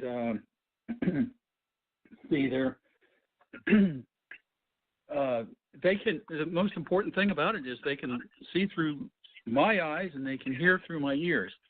Hear what I'm talking about. What anybody, you're like a walking bug. Wherever you go, and they could have someone, or they know someone's going to go into some place that's like a very sensitive, secret place, and he's going to see certain things. They could attach to him in I don't know, 5 minutes, I heard, and follow him in there and see whatever he sees and hear what he hears. So this seems kind of important. This seems like we cannot overcome this problem that we're having with the Constitution unless this is solved. And I'd like to hear your comments. Well, first of all, one of the things we wanted to pull together with part of this study is as much evidence we can from sources like government sources or any other, even universities or businesses or companies, that are working in this field, documentation of the processes they're working on, so we can assemble those as a part of our study to see and pull together the kinds of information I think you're talking about, the spectrum range, things like that are involved, and how these kinds of things operate and what they do and the effect and so on, and then try to match it up with people who are experiencing things. and that's part of the process that we want to go through. But we have to have that kind of documentation. If you know of any of that, and you can send that to us or give us some of that, that would be great, because that would add to this overall study that would allow that to be part of the documentation. And then eventually, of course, we want to be able to make it possible for people to assemble the evidence to show this is happening and prove it in a court of laws and take it into a court and kind of counterattack those who are perpetrating these kinds of things, or even companies, for example, if they're radiating people through their microwaves or through their through high tension lines and mixing with other kinds of things that might have cross radiation causing effects, and things like that. But we need to be able to prove that, and we need to be able to have documentation to say, here's what's going on, this is what's happening, these are the things that they cause, the effects of them, and here are the people having these effects, and we have these things that did the measurements for us, and here's where these things are coming from, so that we can prove that and show that chain of evidence. Right. What I've noticed is there's many, like maybe over 1 million contractors involved in this, and they, from my standpoint, you'll hear from other people that your neighbors are not involved. But what I'm telling you is the neighbors are definitely involved. They somehow get them to co-opt themselves and to allow them into their homes, and these contractors will rent an apartment or house next to you, and they will irradiate you right from there. And I think that they're doing this. The reason they're doing this is because they're supplying data for the President's Brain Initiative and for an Air Force contract, a $49 million contract called Directed Energy Bioeffects Research. And that's still ongoing. That's going on for a few more years. I think the reason they have to be next door is because they're transmitting data two ways. It's a two-way signal from the subject or target, whatever they call them, back to them, and they have to keep the target under control, and that means pain. So to get this data, they have to have the signal close by, because there's blooming of the signal or data degradation over distance. So you need close proximity, yeah. Right. It deteriorates by the square of the distance. So So anyway, that's what I wanted to get across to you. That's probably the most important part. Thank you. Okay. Thank you, James. Thank you, James. He's another Oregonian. He's one of the activists that lives out here in the Pacific Northwest. He does a lot for our community and teaches us about technology and how to use some of the devices to read, different signals. So he's been very helpful to the community as well. Okay, so that's one of the things. That's one of the things we want to do is get all these things down in spectrum. Right. What part of the spectrum are they involved in, and how can we detect them? That's the point. Right. Another woman who knows a lot about that. We don't have a circle, but there's some in there. Okay, so let me get to. I'm going a little bit out of order here because some people somehow something happened to the queue. So I'm going to go ahead and unmute Todd. Hi, Todd. Yes, hi. My name is Todd Giffen, and I had a question. Now, a lot of the information that you find on the internet about the National Security Agency and in the Snowden movie, it seems to cover only the low-tech side of spying.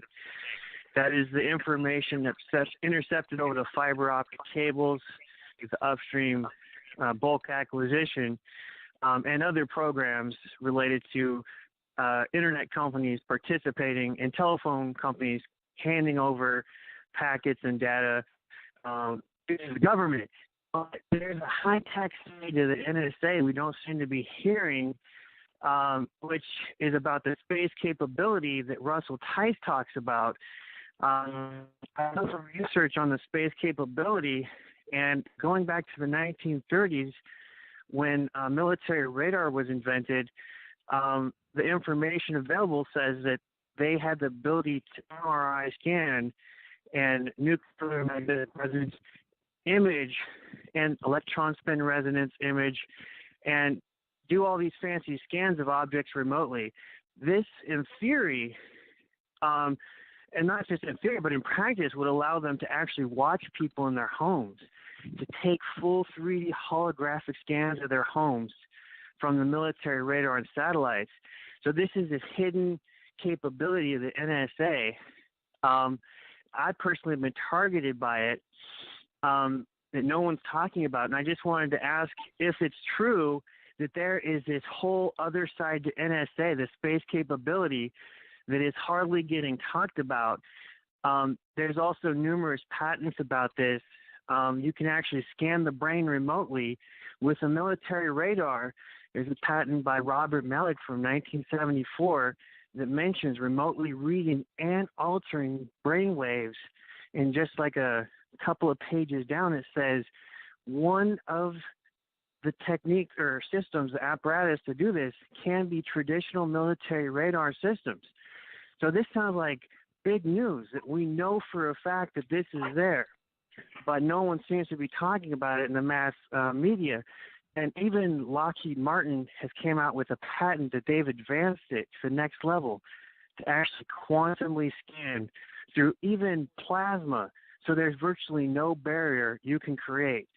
And China has launched quantum satellites into space as well. Is there like this high-tech side to the NSA that is just not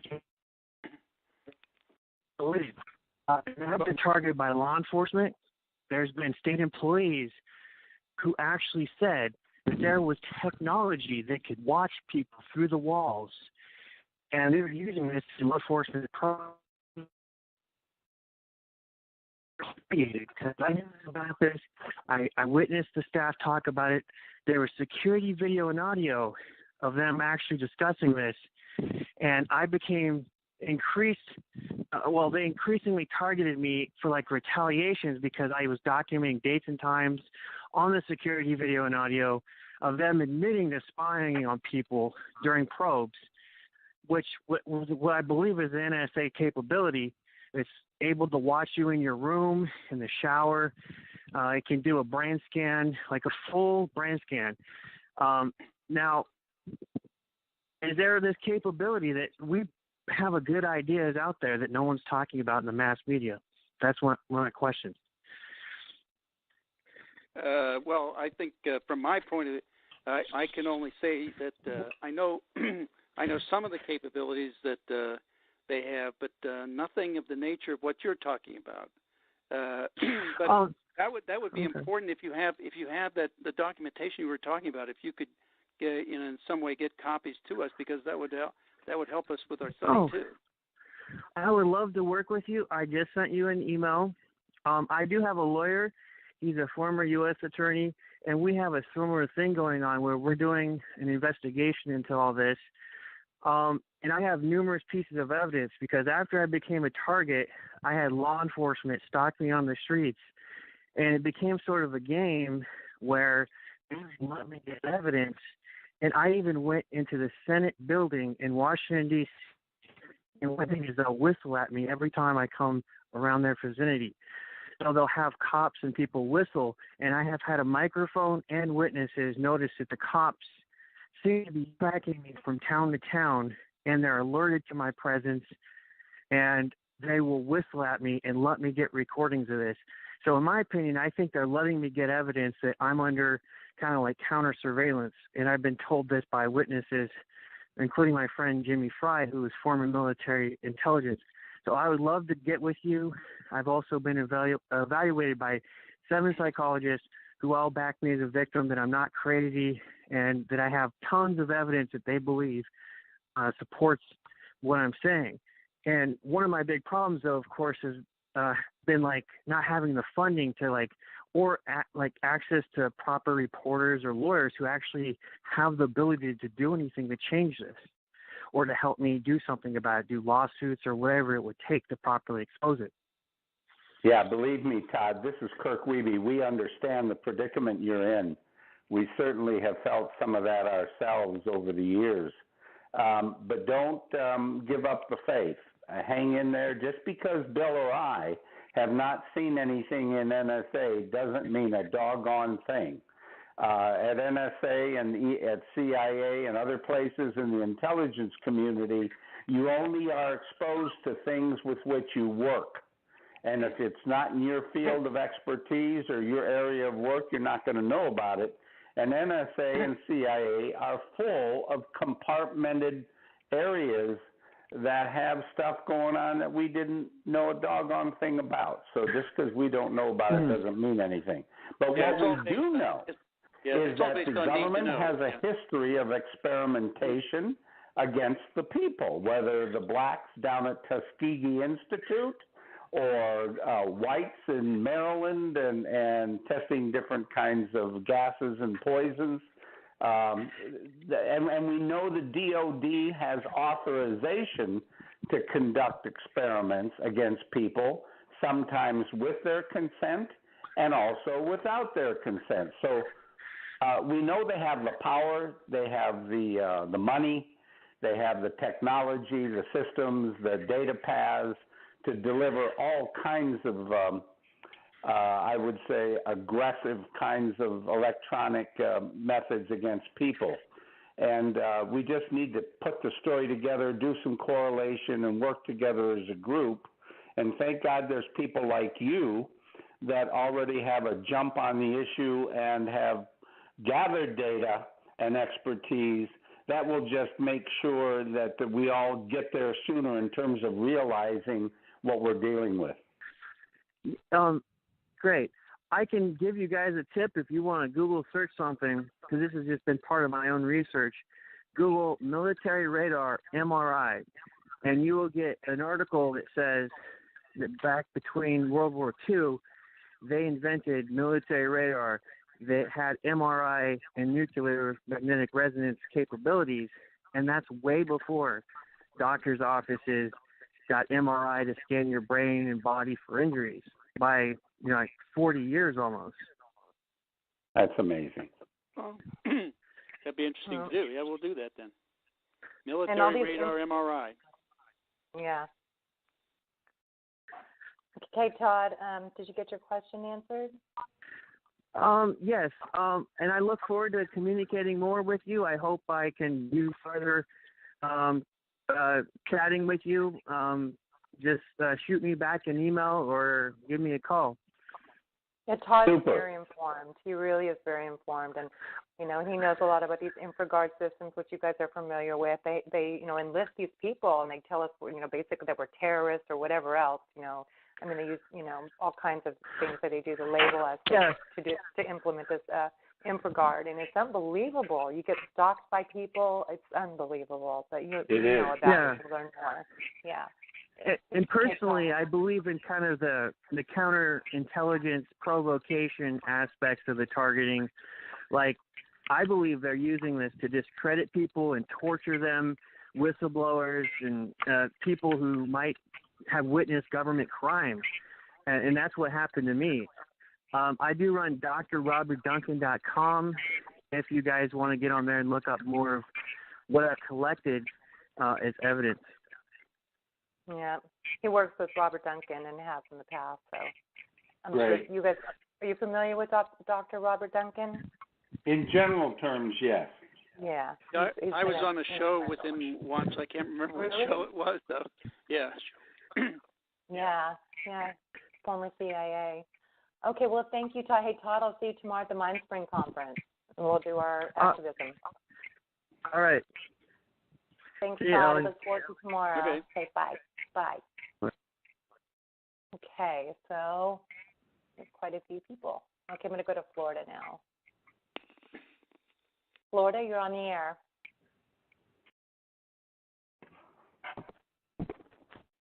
Good evening. Hi.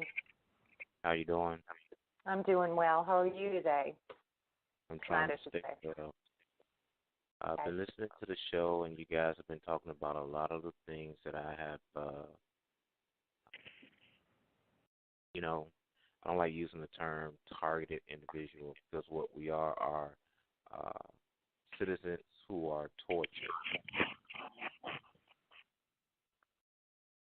being one citizen of many citizens in the United States that have experienced torture, the subject matters of what you're talking about, I don't have an engineering background. I don't have an electronic background, but I do have a relationship with God. And within the last 3 months or so, God has been able to provide me the information to understand the very technology this young man just got through talking about as far as the form of radar. And radar is in the form of infrared. So identifying some of these weapons being used, you will need to have something that will deflect infrared energy. And the other thing you would need is a laser, because it bounces back off of the energy that these people are using. And I did not know that a radar could lock onto a human body and also take scans of the brain, but then that would explain why I had these frequent headaches at one point or another. And it is just not I have 2 teenage kids who also have been affected by this technology. If there is a move, a godly move to bring about change, and these 2 gentlemen on your panel tonight might be forerunners for such a change, it's much needed. There's too many people being harassed and assaulted by remote technology, and they don't have the education or the comprehension to deal with the stress load of that. And once your body is bombarded with more than one night of infrared assaults, and it does not have the proper healing time, you go into systemic shock, and that plays out in your it plays out in different measures on different people. They may become depressed, they may become angry, they may become aggressive, and this is just the overload on their nervous system. So if you gentlemen do have the expertise to and within grounds of keeping your own self safe from this remote technology, that's more important, because David is one person who's being very courageous in what he's trying to do. He's trying to represent a silenced community of many different people from different locations about the technology that is being used on a global scale, while himself could be at some point or another placed in harm's way through the ill will of others, because everyone that's in Congress, they're not always right. And we have a panel of leaders that just need some more godliness. I don't think we have a problem with government. Government have a problem with their hearts. You elect ungodly people, you get ungodly things to manifest. That's absolutely right. That's true. And, I didn't know you had 2 teenagers being affected, too. I have a teenage daughter who is also harmed. So it's unbelievable that they involve children in this. Yeah, my family has been apparently assaulted since 2006, that I was not cognitively aware of the subject matter. Moving forward into 2007, I guess they increased the frequencies on me, and that began to the process of sporadic behavior. And I did not know that these techniques that they use on the human emotional barriers can also promote behavior in people that is non-existent in them. But I guess it's true. I guess that's the only thing that they can do to bring about some type of legal aspect as to why they have to, or why they are doing what they're doing. My brain has remapped itself in ways where when they're using these techniques, it shuts down their attempts. I guess between my relationship with God and the abuse that they've inflicted on this human body, it has now developed a way to block their attempts to control my thoughts, because I've also experienced dream states and emotions and behavior traits in my sleep that I've never lived. And for you to go to something that you have never had, a television show that you've watched, or a movie that you previously reviewed, or a book or a magazine that you flip through to see these type of images, they should be non-existent. They should not exist in your conscience. So it's much more than just being remotely assaulted. Yeah. They also have the ability to push thoughts into people's heads, which is dangerous. Did you get your question? We have a lot of people who have questions. Is it okay? Did you get your question answered? Between the two gentlemen that you just allowed to speak briefly, yeah, I got my answer. It's radar that's being used, and that's infrared, and I've determined that already. They're using that inside the house. And the power line is also being used as a source as well. So I thank God for you, sister. I don't know your name. I was invited to listen in on this show earlier today. Ella. My name is Ella. I've heard you on Renata's call. I love Renata's call. So my name is Ella. I thank God for you, Sister Ella. Well, thank you for calling in. We appreciate it. Thank you both for being on the panel, because it takes bravery to stand up to what people believe to be a government out of control. We really don't have a government out of control. We have people who are in government who fail to act under their authority that they individually have. Very good point. Excellent point. The false presentation that the government as a total is out of control. It's not.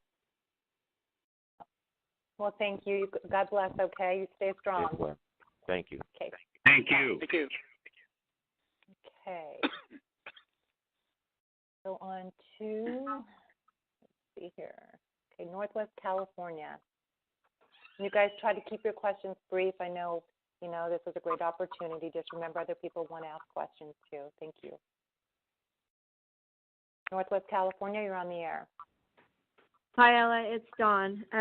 Hey, Hi, I just wanted Dawn. to say hi. Just real quick, I know there's a lot of people who want to talk. And first of all, I want to say thank you. It's an honor, and I just really appreciate your guys, your integrity, and you just, maintaining, the fight and fighting the good fight, and God bless you for all your efforts. I wanted to say one thing you talked about, touched on briefly, and that was on the gathering of evidence and how to establish, that these things are actually happening when it comes to the directed energy weapons. And one thing that I did, and I wanted to get your input on it, I'm relatively new to this, just since January of this year, but they've hit me really hard. So what I did was I hired a specialist. He is an EMF specialist who lives in my neighborhood. He was recommended to me, and he's got all kinds of degrees. I can't even rattle them all off. But what he does is he comes into your home, and he did a thorough sweep through my entire house, and he measured every single area of my house, and then he provided me with a plan to, I'm sorry. I'm out. Hold on one second, see if she can clear her noise. Uh-huh. Dawn, did you get your noise under control? Yeah, I'm outside. It was the neighbors. So anyway, he went through my entire house, and he ended up writing me a report. He took pictures and video as he went through my house. He measured all the different radio waves, the microwaves, the frequencies, and all of that. Then he made recommendations of what I needed to do in my home to bring everything down just from the natural stuff, the smart meters, your Wi-Fi, and all that kind of thing. So after we got done putting filters in all of these electrical outlets, unplugging the Wi-Fi, and he told me different things to do, he got it down to where it was just barely zero. So my thought was, and this was my plan, and I'd appreciate some input, if I have this report from a specialist who told me that he would testify, and I show that, okay, look, my house is baseline zero almost for all of these things. There is no interference from anybody around me, and my house is zero. Then I take my meter and I start filming it, because when they hit me with this stuff, it just goes all over the place. Wouldn't that be a good starting point to say, I have an expert that said I did everything I needed to do to zero my house out with all of these different frequencies, microwave, what have you. And now here's what's happening every single day and every single night, even with that. Do you think that that's worth anything? It is, if you have his data measured by him that backs up what you're feeling. So what he found when he came in, because when he was over, they turn everything off. So when he came over, there was nothing. And so my report shows that, my house has 0. There's no, what I'm saying is there's no natural, I think that's the word you guys are using, there's no natural or other normal Wi-Fi signals and things like that putting off any of these frequencies. And in other words, when I show them my meter that's going crazy in the middle of the night, I've already established based on an expert that it's not coming from any natural sources. Okay, let me ask you this question. You said my meter, so you have equipment as well? Yeah, well, there's one of two things. I was either going to just use one of the tri-meters and just kind of film it at night when they turn this thing on me to show how it's going up at night, because they usually hit me at night when I'm in bed. And, of course, I still work, and they hit me at work. So I was going to just start filming it at night. Or he said what he can do is he brings over his equipment, and he does what he calls data logging. Exactly. Okay. So he said once we've established a baseline that none of this stuff is coming from your Wi-Fi or your smart meter or whatever, then we know for a fact that whatever's happening, it's going these crazy readings at nighttime, it's not in your house normally. It's got to be coming from somewhere. But the problem, I guess, is he said even after we have that, if I do the data log and he gives me this report, he says tracing it back to its source becomes the next hurdle. That's right. That's right. So is there any way that anybody knows of, before I go any further with this, and I end up with a bunch of useless data, to be able to track that back? Yeah, there is. It may take several pieces of equipment, and your EMF expert would know this. You need to be able to direction find or triangulate on the incoming signals. In other words, the strongest part of a signal is the direction it's coming from. Especially so when he was over doing his thing, he had a directional antenna on these meters. He actually got on top of my roof, and he said, because I told him, I said, they're on either side of me, they're across the street from me, and they're behind me. In fact, last night their system went haywire. My neighbor said, hey, Don, there's a drone flying around your tree, and it's hanging a bunch of fishing line in your trees. When I went out and I put my meter on it, my tree picked up like it was completely bugged. I mean, it was just off the scale. Then as it turns out, what they were doing is they were lowering something out of the tree. This was just last night. It malfunctioned. I could hear it. It malfunctioned, and this light laser show started going on everywhere. Then all the perps came out of the house around me, and they all hopped in their cars and took off real quick. I had nothing last night because their stuff broke. But the bottom line is what I'm trying to say is he used his antenna, his directional antenna. He got up on my roof and he said, it's coming from your next door neighbor's house, and it was a 4G signal. He goes, and it's very strong. This is really unusual that I would feel it way over here. He said, and it's pointed right at your bedroom wall. So he was able to do that, Yep. And so. And that's what you need to log. He needs to capture that data. He did. So that it can be presented to someone. And I would say, is he doing this for you free, or is he charging you a lot of money? I paid him, but it wasn't too terribly bad. It was about $400, and he was here with me for, close to 4 hours. So, and then I had a report, so I didn't think that was too much. I'm desperate. Ask him what he would charge you to prove the direction these emanations are coming from through data logging by leaving equipment. In other words, they wouldn't know, and of course he ought to disguise it somehow, maybe dress up as a mover and bring in big boxes so no one overtly sees that he's bringing in detection equipment. Place it in your home, do several nights, 2 or 3 nights of data logging, and you need to correlate and write down when you're feeling physical manifestations so that those times can be compared with the emanations that he picks up with his equipment. And then you would have one heck of a case in other words, for making your case. It would actually make your case using scientific data. It would be wonderful. Okay, so and I just didn't know if that piece was possible. So while he was here physically, he had he had these different meters with these different antennas. Like I said, he literally was up on the roof. He was really thorough. But now at night, when he sets these things up, it will record. He showed me one of the reports that he's done, and it's very specific. It shows the peaks, and it looks kind of like an EKG, and it shows the different peaks, and it shows the different frequencies that they're peaking at. It was very complicated and very intricate. No, that's exactly what you need, and then you need the direction that it's coming from. Yeah, so I don't know. So in the middle of the night when this thing is picking it up, it's picking up what's happening in my room. I don't know if it's going to tell me from that data log whether or not it's going to tell me where it came from, and I don't know how it could. He would know whether he can do that or not. Just ask him. Okay.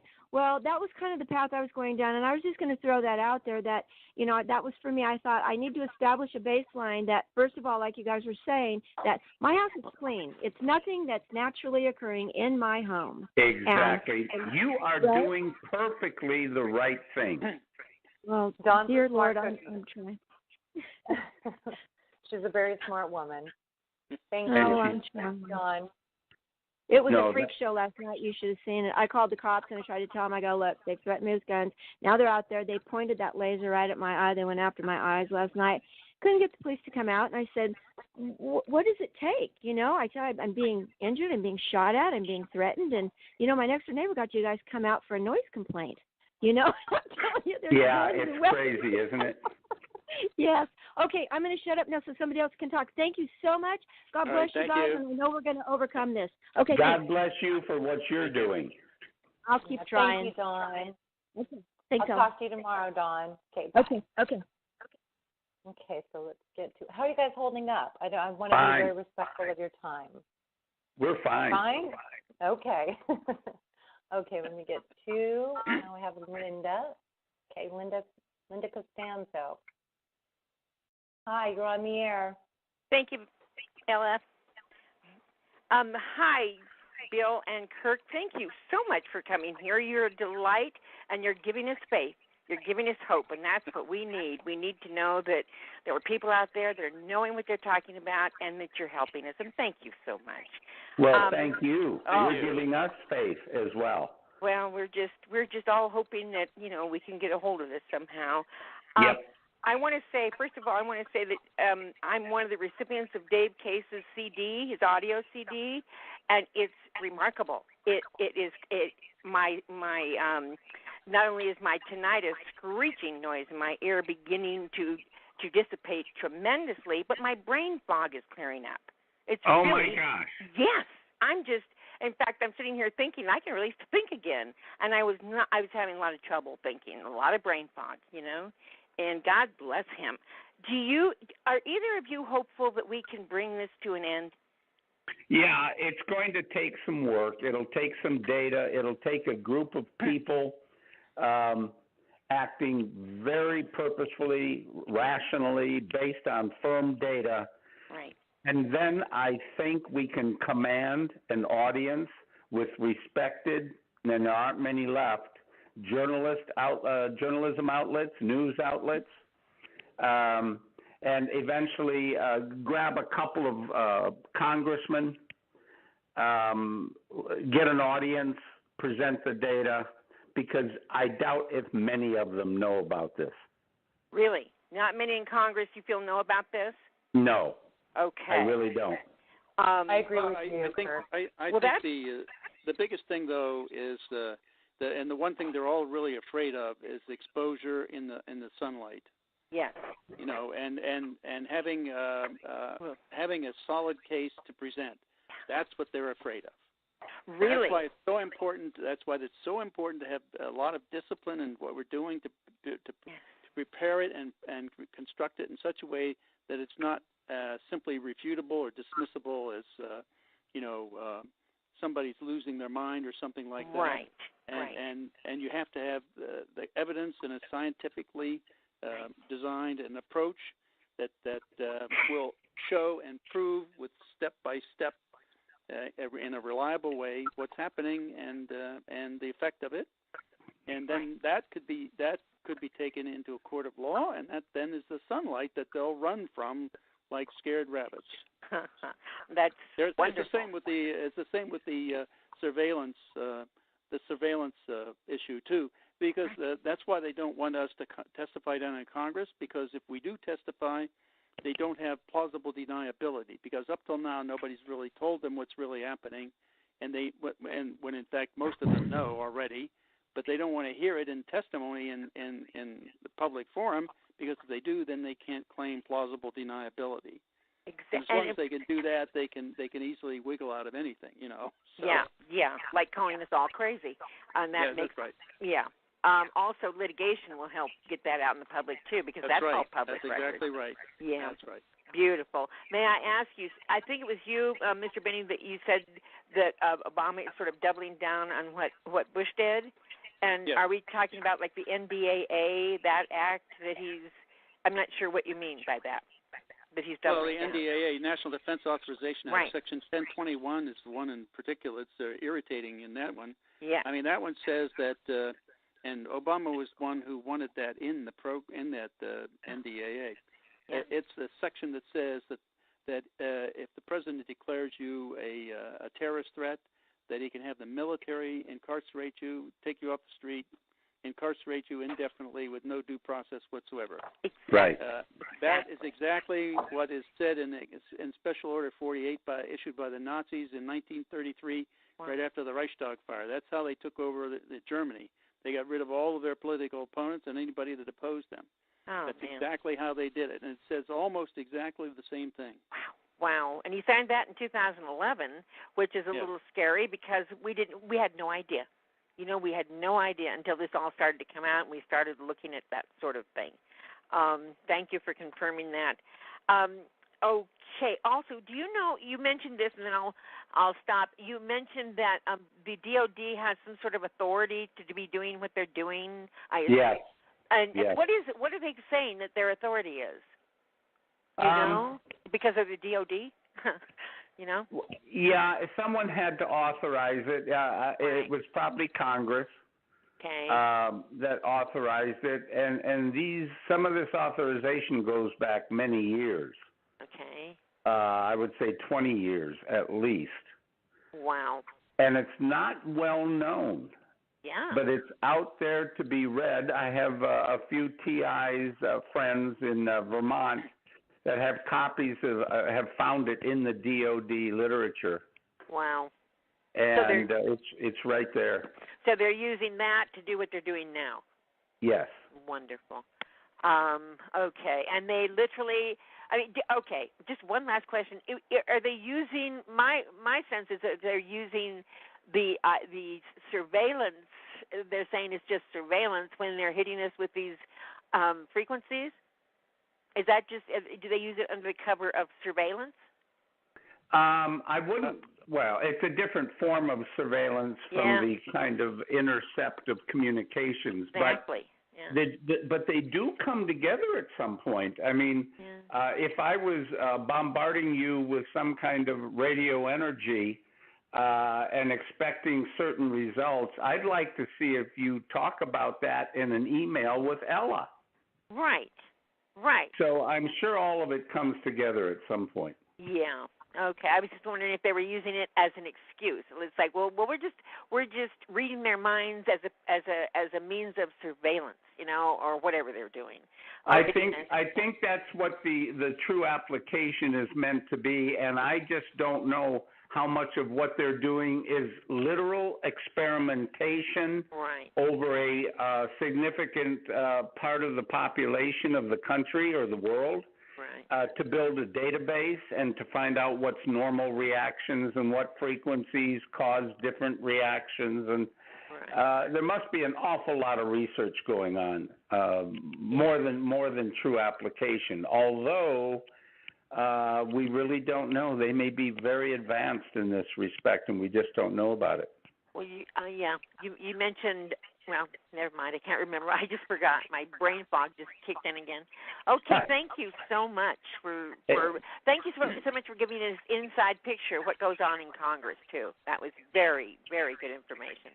Very yeah, Thank you. they really are Yeah. a bunch of fraidy cats. They Yeah. really are. And you guys are very brave, and thank you for being so brave. Yeah, they are. Yeah, thank you, gentlemen. Okay. Thank you. Uh-huh. Thanks, Linda. Uh-huh.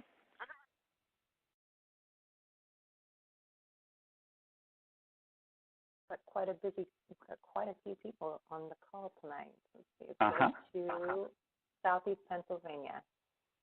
Hi. Hi. You're on the Hi. air. Hello. Can you hear me? Yeah, we can hear you. Okay. I just wanted to tell them thank you, and I wanted to also explain to them that they're also doing this to children. I am a single mom, and I have 2 children, and they constantly keep my children sick and out of school. And the way they're delivering this system to me, through me, is through airplanes, through aircraft, through drones, as well as right now I'm looking at some satellites outside of the back of my home. Satellites. Yeah. They put wherever I go at, I'm tracked with satellites. I have different types of aircraft following me, black helicopters, and they also are able to shoot weapons at you from the air. I'm also followed by police. The police is the head of the gang stalking unit, and this is like a 24-hour, 7 days a week process. I can't sleep.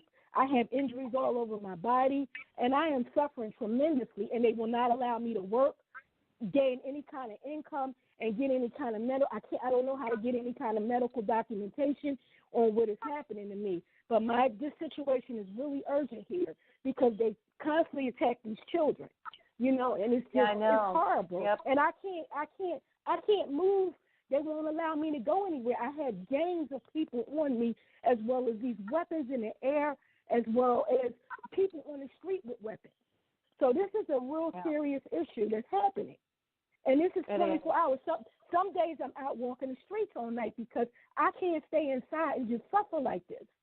So right now I'm looking at little lights and satellites all over this place. If I go to another location, the plane, the whole operation follows me wherever I go at. And it's 24 hours, 7 days a week. And it won't stop, and then they go after the children. This is beyond sick.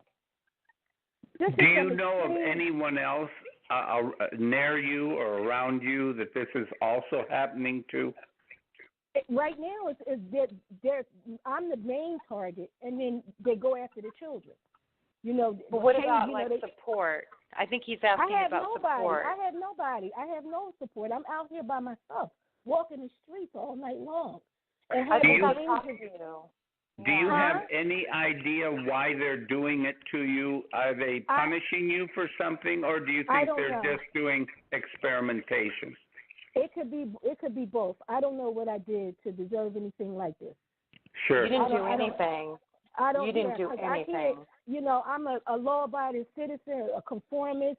I'm a mom. I try to do the best I can. And for me to have police involved in this and have gangs of them all surrounding me so that these people could perform this on me is horrible. And I can't move left, right, up, down. I can't go anywhere, because I'm just bombarded with all this. And it's nonstop. They won't allow you to sleep. So I'm up all night. I have to get ready to try to find an exit, to find a shield somewhere. And there's no shielding from this. It's horrible. Well, you know what? Will you do me a favor and email me? I know I've been in contact with you before. There might be some shielding. We know that the shielding is practically impossible, but there's some relief at least. Will you email me again? And I want to be able to talk to you and maybe put you in touch with some people. I know a woman in Pennsylvania.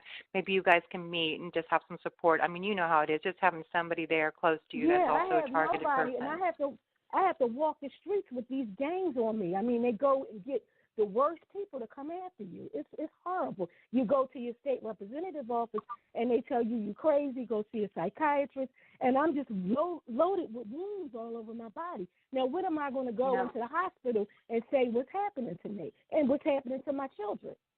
That's not fair. This is horrible. Yeah, I know. That is horrible. Monster. It is. And I understand the children thing. I mean, I knew how evil this was the first time my daughter buckled to her knees in pain. I knew that this was really evil, This is horrible. And people want to know, why am I walking the streets at night when I have a place to live at? I can't. They have me completely broke. I have no income, living on That's food typical. stamps. That's very typical. You know that. Yeah, they just keep you broke and keep you just stressed out. And they watch you. They just sit around and watch this. They're sick. Well, hang in there, okay? I mean, we have great people trying to help us out. You know, Sean Stone's doing some episodes for us. He's got a really great show that's on. You know, there's really people really starting to come around. And, you know, the people can't keep this secret forever. They just can't. I mean, in the 70s, it was supposed to be shut down in the 70s. They just went deeper and darker, you know, and this is MK Ultra. It's MK Ultra on steroids is what this is. It's bad. And then they hang in there. Watch, the police is helping them. It's horrible. Thank you. Yeah, you hang in there. Thank you for calling.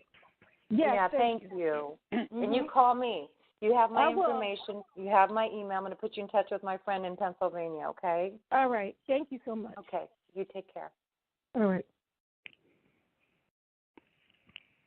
Wow. Matt, I just wish we could do more to help people. That's all. I don't, you know. Well, you know what? Just coming from you guys and knowing that you believe us and that you're willing to go on this venture and trying to help us present it, you know, because a lot of us are so emotional and we're such a mess and we just don't know. We don't have the mind and we don't understand. Like I don't understand the court systems all that well. And so you're giving us guidance and you know you're giving us hope and you seem to have a great approach. You know, you guys are very, very smart men, obviously, and you know, you give us hope, and we really appreciate it. And I know you guys are going to come up with a survey that's going to be beneficial for everybody, and we'll just take your advice. And so, Western Massachusetts, you're on the air. Hi. Hi, Ella. Thank you. It's Kate. Hi, Bill. Hi, Kate. Hi there. Hi. Good to talk to you. The only thing I wanted to mention, because I know I get a chance to talk once in a while, but I don't want to take up a lot of time. But I did want to say that I've watched the recent Snowden movie, not the movie that was in the theater, but the documentary. And there is one line in that makes reference to, I don't remember now if he says bio effects or something of that nature. And I will watch it again. And that phrase may be something that you can take to your friend Barton. Yeah, Bart Gelman. Yeah. It might be significant. So. Yeah, you're right. Yeah. So I'll get back to you on that. And thanks so much. Okay. You're doing a great job. All right, thanks. Giving people a lot of hope. Thanks, Kate. Thanks, Ella. Kate gives us a lot of hope. She knows what she's talking about. She's a really great pillar in this community. So, okay, I'm going to go to Northeast California. Remember, try to keep it short. It's the best you can. I appreciate it. Northeast California, you're on the air. Hi. Hi. Do you hear me? Hi. Yeah, this is Thomas Shibata from California. I'm really grateful that the kids are really working on this issue and be public about this. And I was wondering, I'm trying to set up a class action lawsuit, and in my case, it's not actually the government per se, but it's a criminal organization like the La Cosa Nostra that is committing organized torture against me, and they can do that because the corrupt elements of the federal government wants to keep this unexposed. Now, I'm trying to set up a class action lawsuit, and I was wondering, this kind of my kind of outline of this class action lawsuit is one is mandating a law enforcement to investigate the complaints of organized torture, and also another dimension is class action against the American Psychiatric Association for systematically instructing psychiatrists to give organized torture victims the wrongful diagnosis of delusional disorder or paranoid schizophrenia. And the last part of the class action lawsuit is basically the constitutional civil rights violation through the community policing police surveillance harassment of the organized torture victims. I was wondering if I could ask you to possibly give expert testimony on the organized torture, especially the organized surveillance matter, the existence and mechanism of the organized torture and surveillance. And I have, it has been very hard to find an attorney. I managed to talk, Electronic Frontier Foundation in San Francisco, they did say that they would like to, they could consider co-counsel as long as I find other attorneys who could represent the rest. Because this Electronic Frontier Foundation is, they're only specialized in constitutional civil rights online and nothing else. So I have a hard time if you could have any list to find these attorneys. But I certainly would like to ask you to provide expert testimony when that comes. My name is Tomo Shibata, and I would email. I think I got that Mr. Binney's email, so I would email and contact you concerning this class action. If that's okay. I think we could probably address the surveillance part of it, but I think the study we're doing and the documentation we'll be putting together might be more helpful to you once we get that done. I see. For a class action lawsuit, and I think I don't know. You have to have a lawyer look at it to see how we could work it into a case. That's the real issue. You have to find some lawyer who would represent you in the courts. Other than that, you could take it in. You could do like we do a lawsuit pro se, which is what we did with our 41G lawsuit to return property. We sued the Department of Justice and the FBI and NSA, and we won. So yeah, that's impressive. Yeah, it can be done. Yeah. What I mean to say is that it can be done. Okay. Yeah, that's true. I see. Can I have your first name again? Oh, my name is Tomo, Tom, like Tom and O at the end. Tomo. Mm-hmm. Tomo, you're Tomo. Tomo, do you remember the name of the person you spoke with at the Electronic Frontier Foundation? He's an intake person, Abu or something. I will have to check. Intake person, I think Abu. I would like to give you the name of, I believe she's an attorney. She's at least an activist at the Electronic Frontier Foundation. I met her in Paris, I'm not in Paris, in Strasbourg at the European Council on Human Rights. Her name is Nadia, Nadia. Kayali. I'm going to spell Kayyali. That's Kayyali. Okay. And her phone number is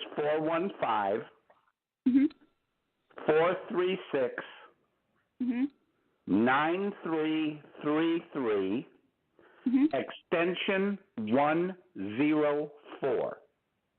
And that's in San Francisco. Now, I asked her specifically what she was doing with the EFF, and she said she was brought on board to look at several things, but one of them was the issue of targeted individuals and EMF and this kind of thing. So I would urge you to give her a call, see if she's if it's the correct match, and she might even be able to point you to someone. You maybe get a little better answer from her. I see. Yeah, I would do that. 415-436-9333. Nadia Kayali. Okay, access 104. Okay, thank you very much. Absolutely. Hey, Tomo, it's nice I've heard a lot about you. I know you're a well-known activist in the community, so it's nice to hear your voice and have a voice with your name. Thanks. Thank you. Thank you. Okay, we're going to New York. Hi, New York. You on the air? Yes. Hello. Hello. Hi. Hi. Just give me a sec. I just wanted to thank you guys for providing us with upgraded information. People that I associate with here working on it, we're concerned with victimization of private individuals who are being targeted by organized criminals that have gotten hold of this technology and are using it to gain profits, basically real estate. And we were told by approached a bureau, and I sat down, I had a face-to-face, and basically just started taking videos.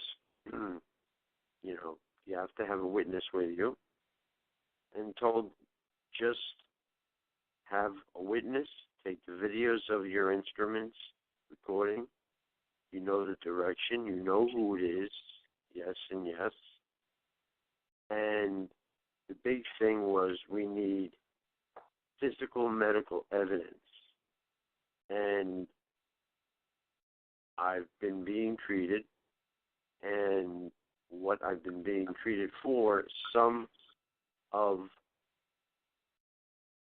the symptoms or what you're looking at, the doctors would just shake their head and said, well, it's not from that, you have high blood pressure and you have this, but we never saw anything like that before. Yeah. But I'm sure that if you go into the Air Force or NASA's research on extended high levels of long-term EMR exposure, if one of them looked at, say, my leg or my face burn, I don't want to get into specifics, that they'd be able to tell you exactly what it was in about 30 seconds. See, that's the kind of data we're looking for. We have the videos. We have the witnesses. I've been going to a doctor, specifically a set of doctors somewhere, a group of doctors, they all work together, and we need them to verify that, because we're telling them what our concerns are, and they're saying, well, we never saw anything like that, but we can't really define it. And that's what we're running up against. Yes, we're but going to them for two things. We want to get access to what they know about overexposure and, high intensity, long-term exposure, and the okay, basically, what can we do to help you? What can you do to help us prove it? It's it's rogue groups. They've gotten hold of the technology, and we know who they are. I even said to the woman that I was explaining it to, and she was very attentive, and I could tell just from the look on her face, she knew exactly what I was talking about. I said, if you want to chip me, and monitor what goes on in the course of a month or a week, and so we're continuing where I am on doing that. The problem is getting medical to sign off on all of it. And if you looked at what I have to show, you can see that these are obviously, it looks like somebody took a torch and just went over me lightly on both legs from a certain point down. Just so happens I have videos from that point down of over 150 to 300 milligauss. Joe, are you almost done with your question? Just because if we have a lot of people, waiting. So are you almost done with your question? How do we get these doctors to sign off on this stuff? Yeah, that's that's one of our goals with the data is to get scientific. It may even be a university somewhere that's willing to do unbiased. And it is difficult to find people who are not on the payoff or being coerced through threats and so forth. So it won't be easy, but I do believe we can find a small group of scientists / medical personnel who could take this on. I don't like the idea of your experience where you have a doctor telling you he has no idea what could cause reddening of the skin and not realize that it could be EMR, EMF causing that kind of a symptom. Of course it will. And I voiced my concerns, and I had a full vascular done. They said your vascular system is perfect. I said, well, then still, question is still there. What would cause that? That's right. And what's interesting, what's actually horrifying about this kind of technology, it doesn't always leave a permanent effect. They get the pain, they apply the pain, they disturb the thinking, and there's no physical evidence often left behind. That's what I was told by my primary. My primary is very understanding, and she said, the problem with EMF, Joe, quite frankly, is it's there 1 minute and it's gone. You can't, It doesn't smell. It doesn't leave behind burn marks. It doesn't make a sound. You can't smell it. You can't see it. And she just, she knew where I was going with it, Absolutely. And your case is a lot like the lady that called in, an EMF expert, and had her home baseline to 0, and he's working with her to pinpoint the time of the occurrence of the radiation and the direction it's coming from. And I kind of feel that's what you need in your case as well. We need to get people empowered with the equipment, the expertise, to be able to document the correlations so that a doctor can't tell you the problem with this is it's passing and fleeting. They need evidence that it happened and the time that it happened, correlated with the video that you take of the symptoms, or a phone call to your doctor saying it's happening right now that can be correlated. That's the beast that we have to defeat in all of this. Thank you for that. I have a question in the chat room. It says, would you elaborate more on John St. Clair lawsuit, remote neural monitoring, and SIGINT, please? I'm not sure I know what you mean. I don't either. It just said he wanted you to elaborate on John St. Clair lawsuit.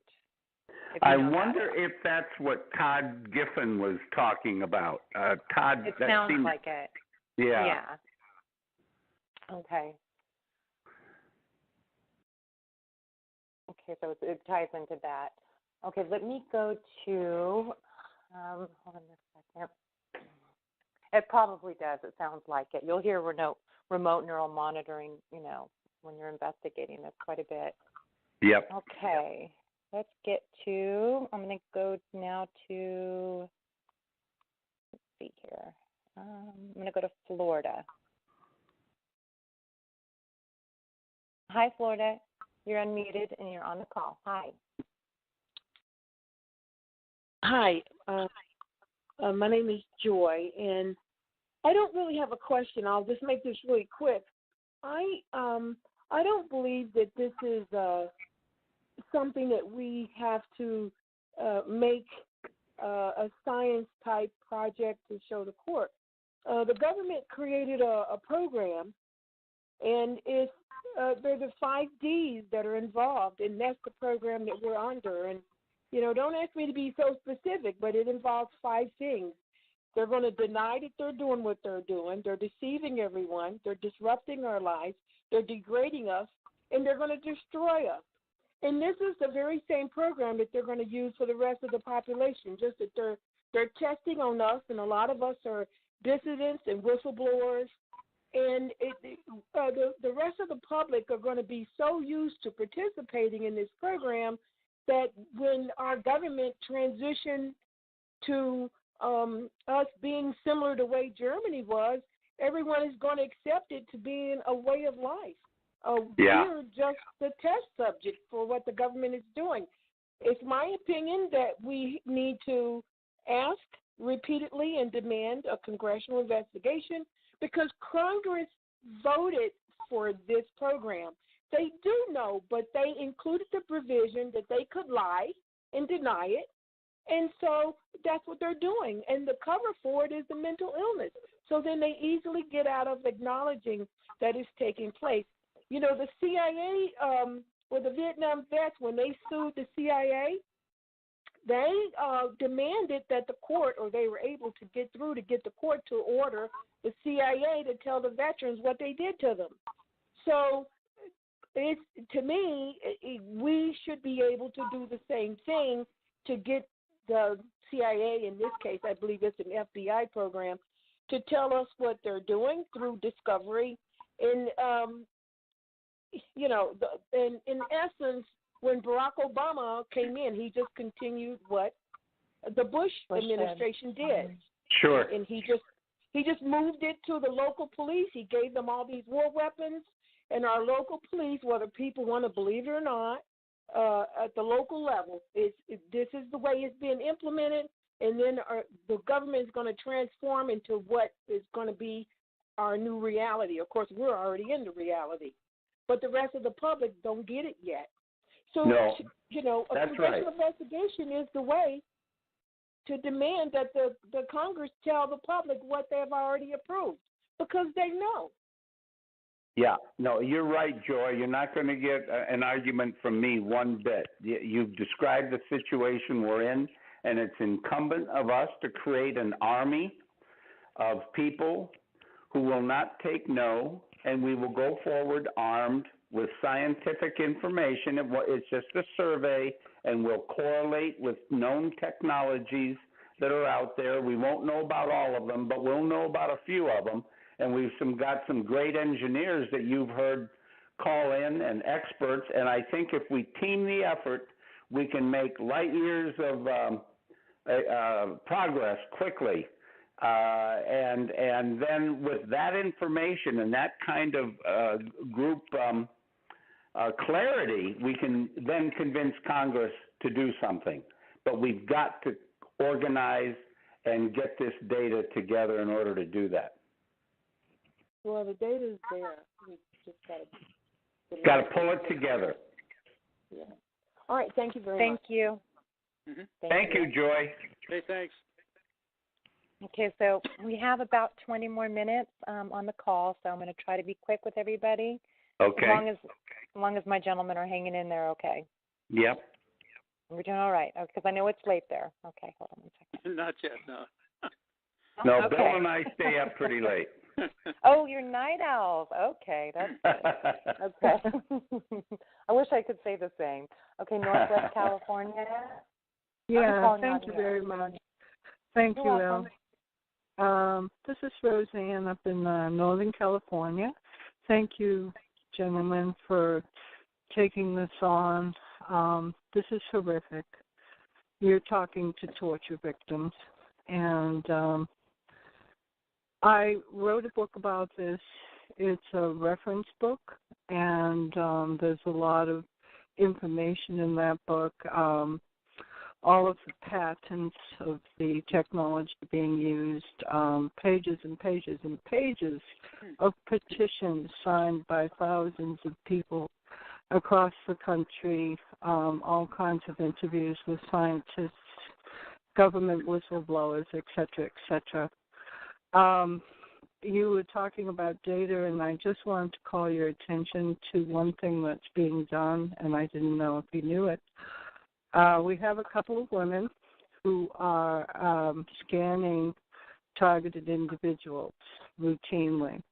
One is Melinda Kidder, and the other is Hildegard Staninger. Hildegard Staninger is going a step further with this,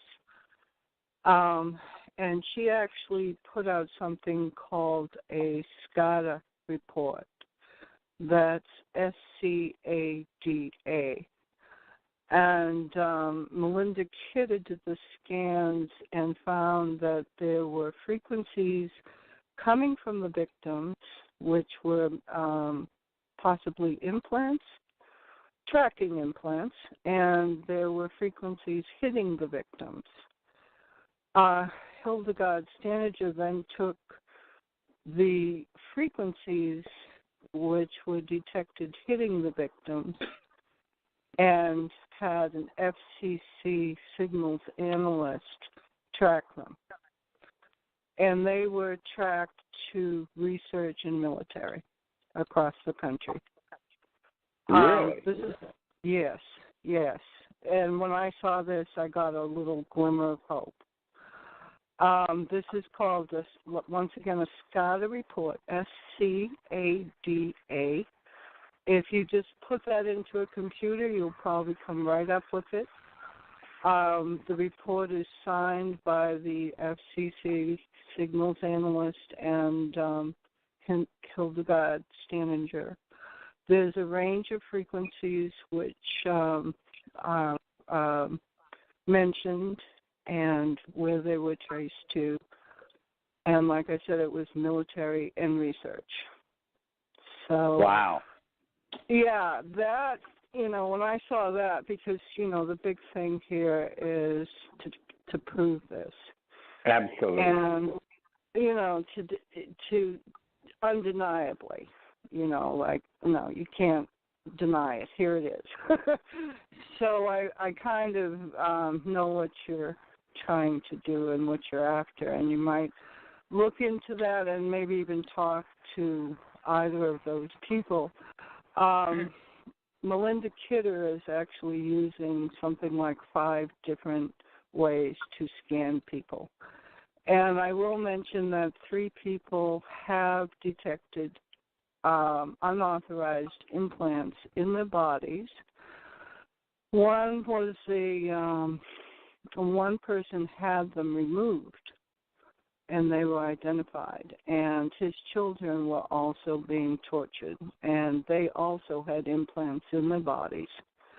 And he went forward with a lawsuit, and the last that we heard was that he got paid off, and there was immediate gag order put on him.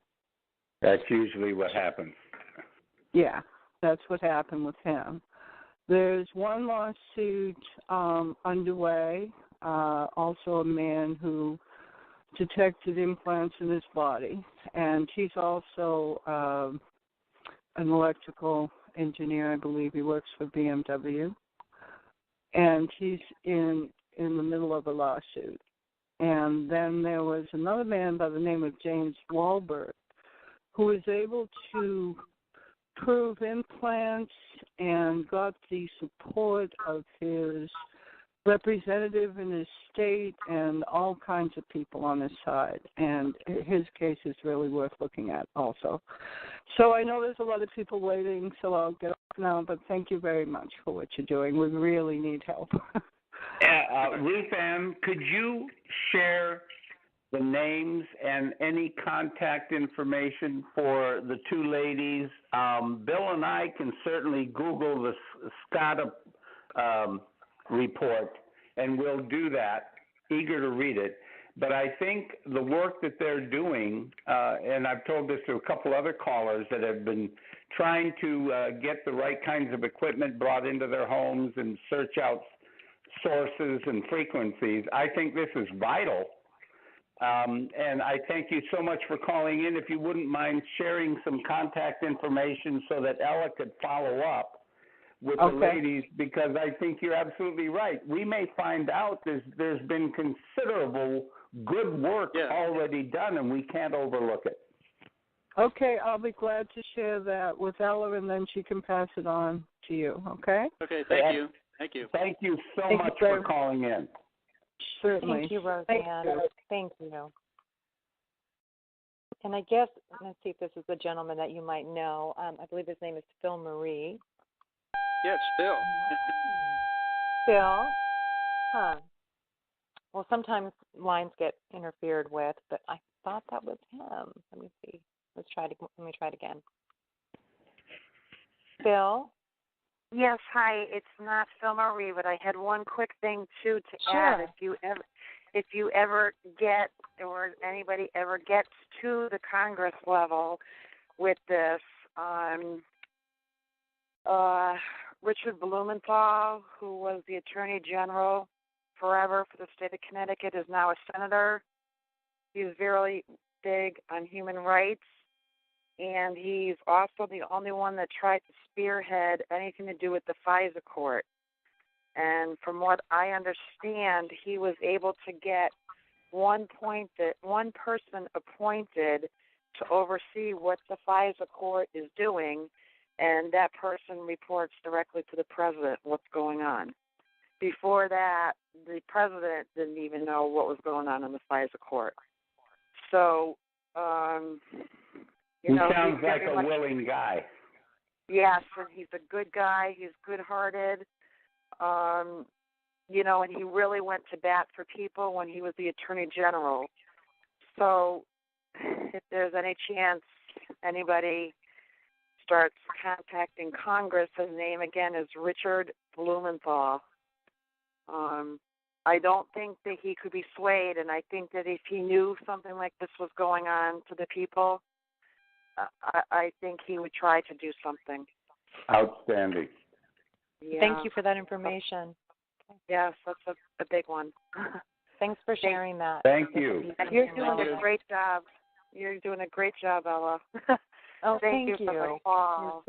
We all need this hope. It's just over and That's above. what it's about. What we're going through is so atrocious, and this is such a crime against humanity. And, the reason why I do this and why I'm so involved with activism, as you guys know, is if, I have kids. I don't want them to have to experience it any longer. And, I worry about the future of our, future generations. This is unacceptable. Absolutely.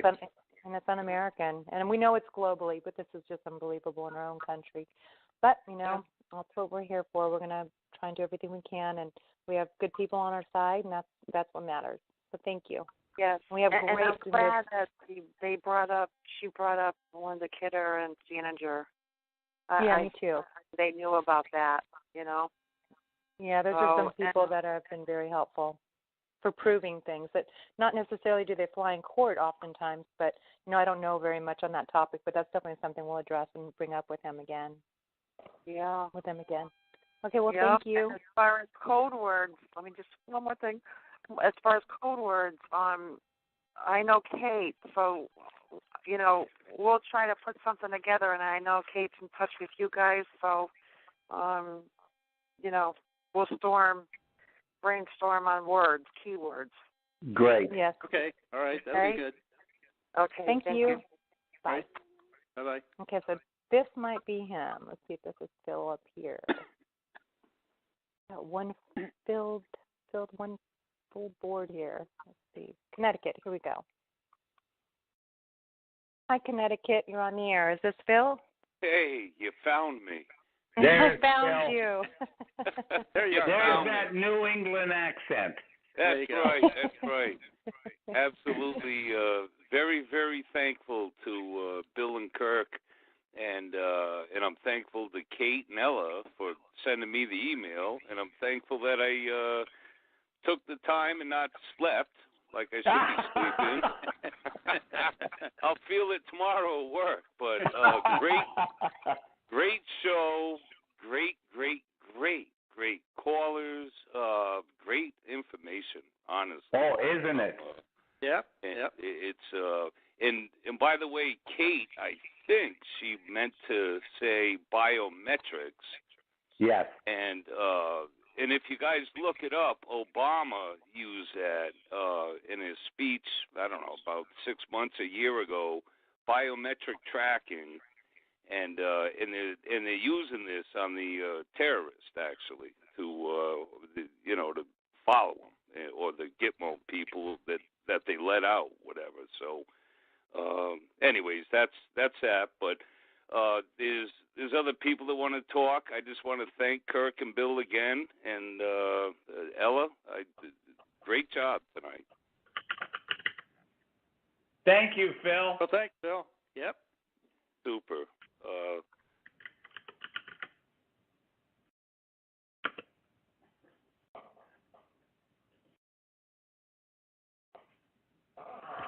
You still there?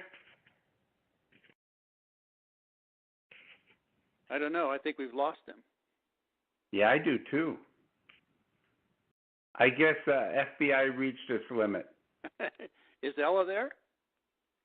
I don't think so. I think only I think you we've and lost I. the whole thing. Yeah. How can we be working here without her being there? Huh. I think the circuit, we've lost the circuit. Should we call back in?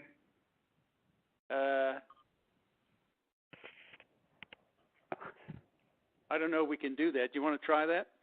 Yep. Why don't you do right now, and I'll do it a minute later. Okay. All right. All right. Go ahead and do it. Bye-bye. Okay. Bye.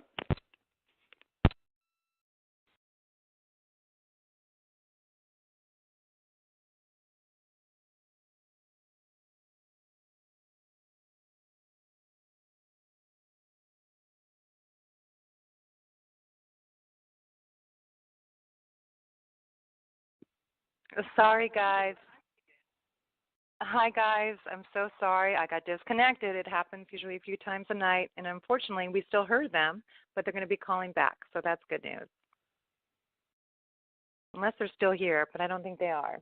Okay, so I'm so sorry. I thought I had all my fail-safes in place, but it happens. Okay, I'm just going to get the next question going here when they do call back. Massachusetts. Hi. Hello? Massachusetts. Hi, who's this? Hi. Oh, I'm Cynthia in Massachusetts. Hi. Hey, Cynthia. We're just waiting for them to call back. They didn't realize that. I enjoyed this show. I really appreciate it. I've been going through all of this, and my son and my family, and I'm just seeing this stuff all over the place. But I'm wondering, where is there a place we can send all of our evidence to? Because I'm hearing, everybody has a little piece of something, and that's really very important. There's also so much, not so much direct, but circumstantial evidence.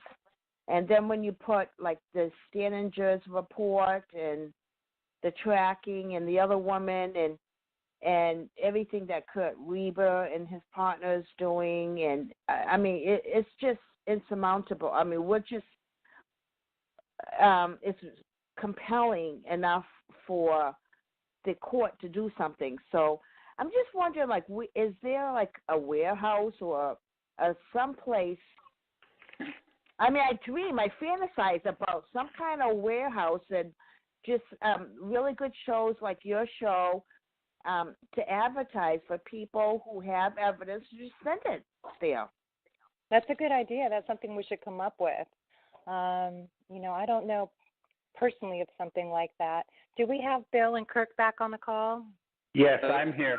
I'm here. Yep. You guys, it was me. This happens to me at least 2 or 3 times a night usually, but I was actually surprised I was able to talk that long without being interrupted. So that was actually new for me. Usually, yeah, the longer the call, it's sometimes half a dozen times. So I apologize, and thanks for calling back. That's all right. Well, on our end, we thought the FBI needed to change their tape. I heard.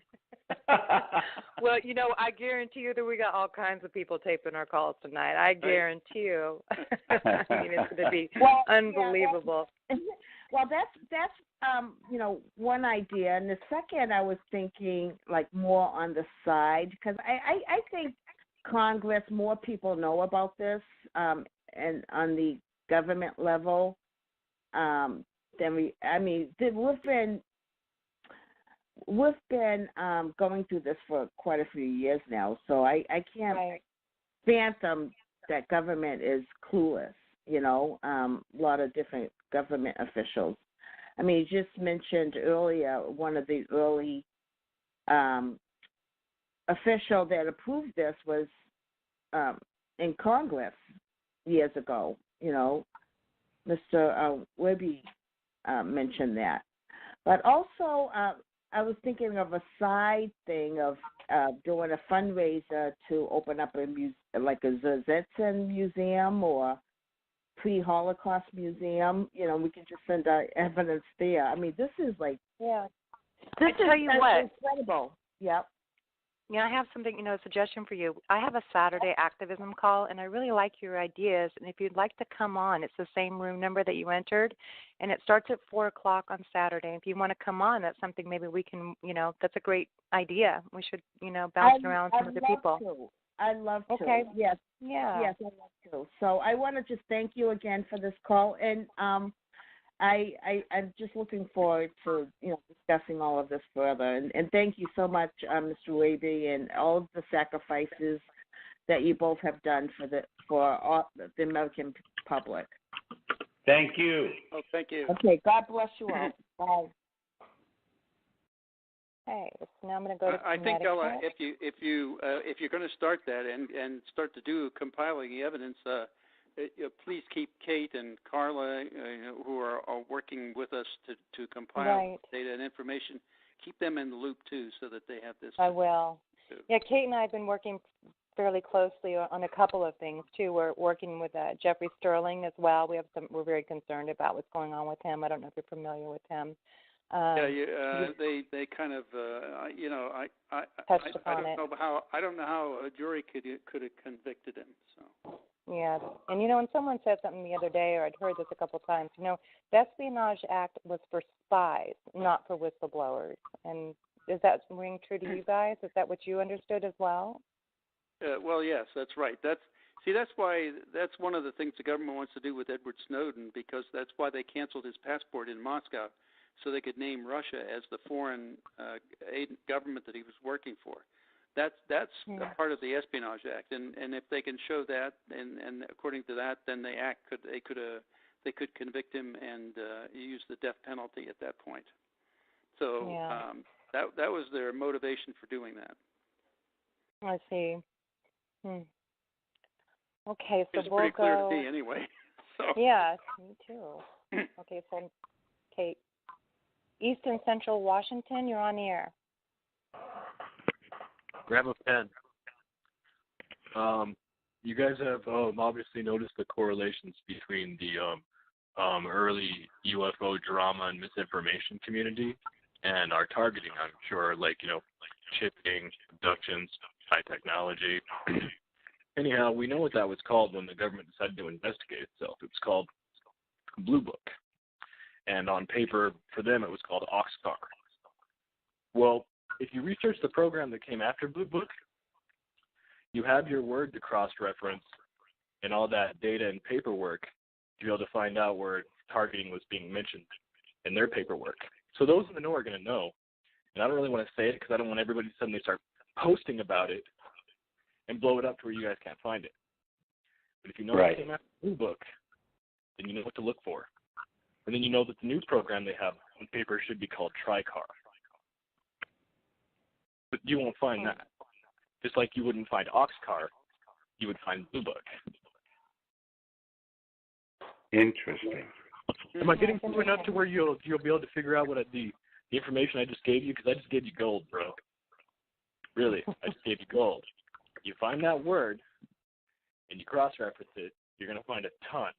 And you're going to see so many correlations between this blue program. So you got Blue Book, and then you got the blue program after it. Where once again, the government is investigating its aliens. When we already know we're the aliens that they're testing, searching, and experimenting on, not some strangeness. Anyway, that's the end of it. That's what I got to give you. If you look up what comes after Blue Book, what comes after Oxcar, you're going to find that word to search through any Snowden documents or anything. where you'll find the direct targeting where we're getting baked. So, yeah, put me back on mute. I'll just keep on listening. Okay, thank you very much. Thank you. They do things like that, with targets. So they try to lump us in like the UFO believers and, Armageddon, and some people believe in that too, but they do like to lump us all together. It's very discrediting as well. So, and you're probably aware of that. Sometimes when you look at it's the standard form of ad hominem arguments. Right. Yeah. Trying to discredit the individual. Yeah. And even when you look up, sometimes you would look up the word targeted individual, you should see this. Luckily, we have a gentleman now, a man named Spencer Carter. He has gone on and kind of cleaned it up. He pays to have these very credible documents that he's created and websites to kind of come up, as opposed to what was coming up on its own with the algorithm. So, we have a lot of great people in the community who are doing really good things. And Kirk, because I noticed you were following on Twitter Bigger Than Snowden. He's the person behind that. Who is? His name is Spencer Carter. He's one of the activists. Yeah, he's behind that, and it's very credible. And, when we get people together that can do these kind of things, it really helps the community. Because, like I said, you would put that word in, and you wouldn't believe the kind of stuff that came up. It was extremely discrediting. So, people are all working hard and trying to bring some credibility to the issue. So, sure. That's very good news. Okay, Connecticut. Hi, Connecticut. You're on the air. It's me again, Phil. Oh, hi. Okay. Do you have another question? No. I'm all set. I don't know what happened with that call, but it's all good. Okay. I'm all right. listening in. Thank you. Okay, you're welcome. Yep. Okay.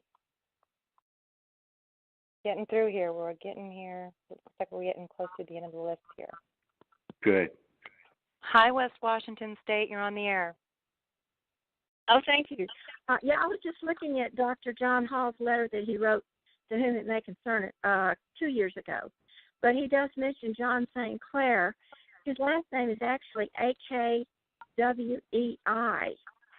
And what he says is he's National Security Agency insider, had a civil action against the NSA, and he detailed the frequencies used by the NSA and other agencies to influence access the human body and nervous system.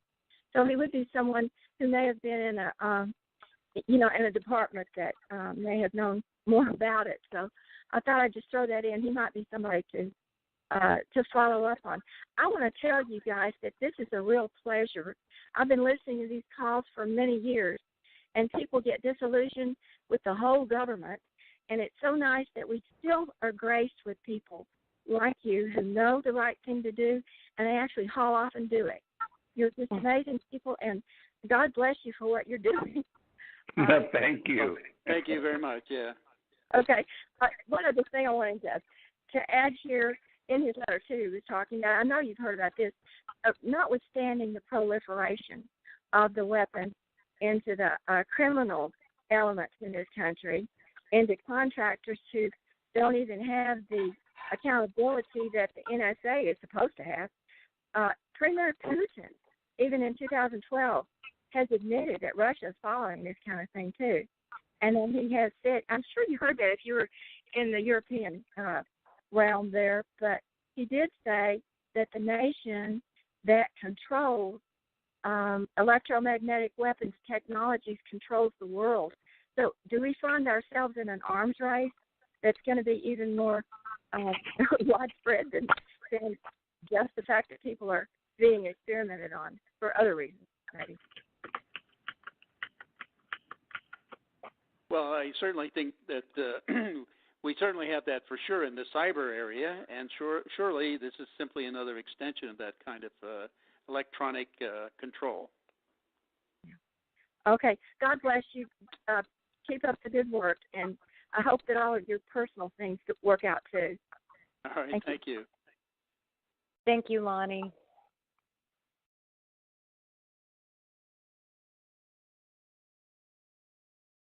Okay, Massachusetts. Hi, you're on the air. I took myself off mute. You're able to hear me now? We can hear you now. Okay, great. So first of all, thank you both to the guest speakers, and you, Ella, for hosting this call as well. The question has to do with, there was a woman on earlier who mentioned she wrote a book, and she has all kinds of evidence written in that book, including she talked about how the people who go to court cases now end up getting gag orders on them, not to speak of it evermore into infinity. Would you have that information of her name or some way I can look her up on the website, or should I contact you? I believe her name was Ruth Ann, Ella. She called in about the scatter report and the two ladies scanning TI people. Right. Yes, right.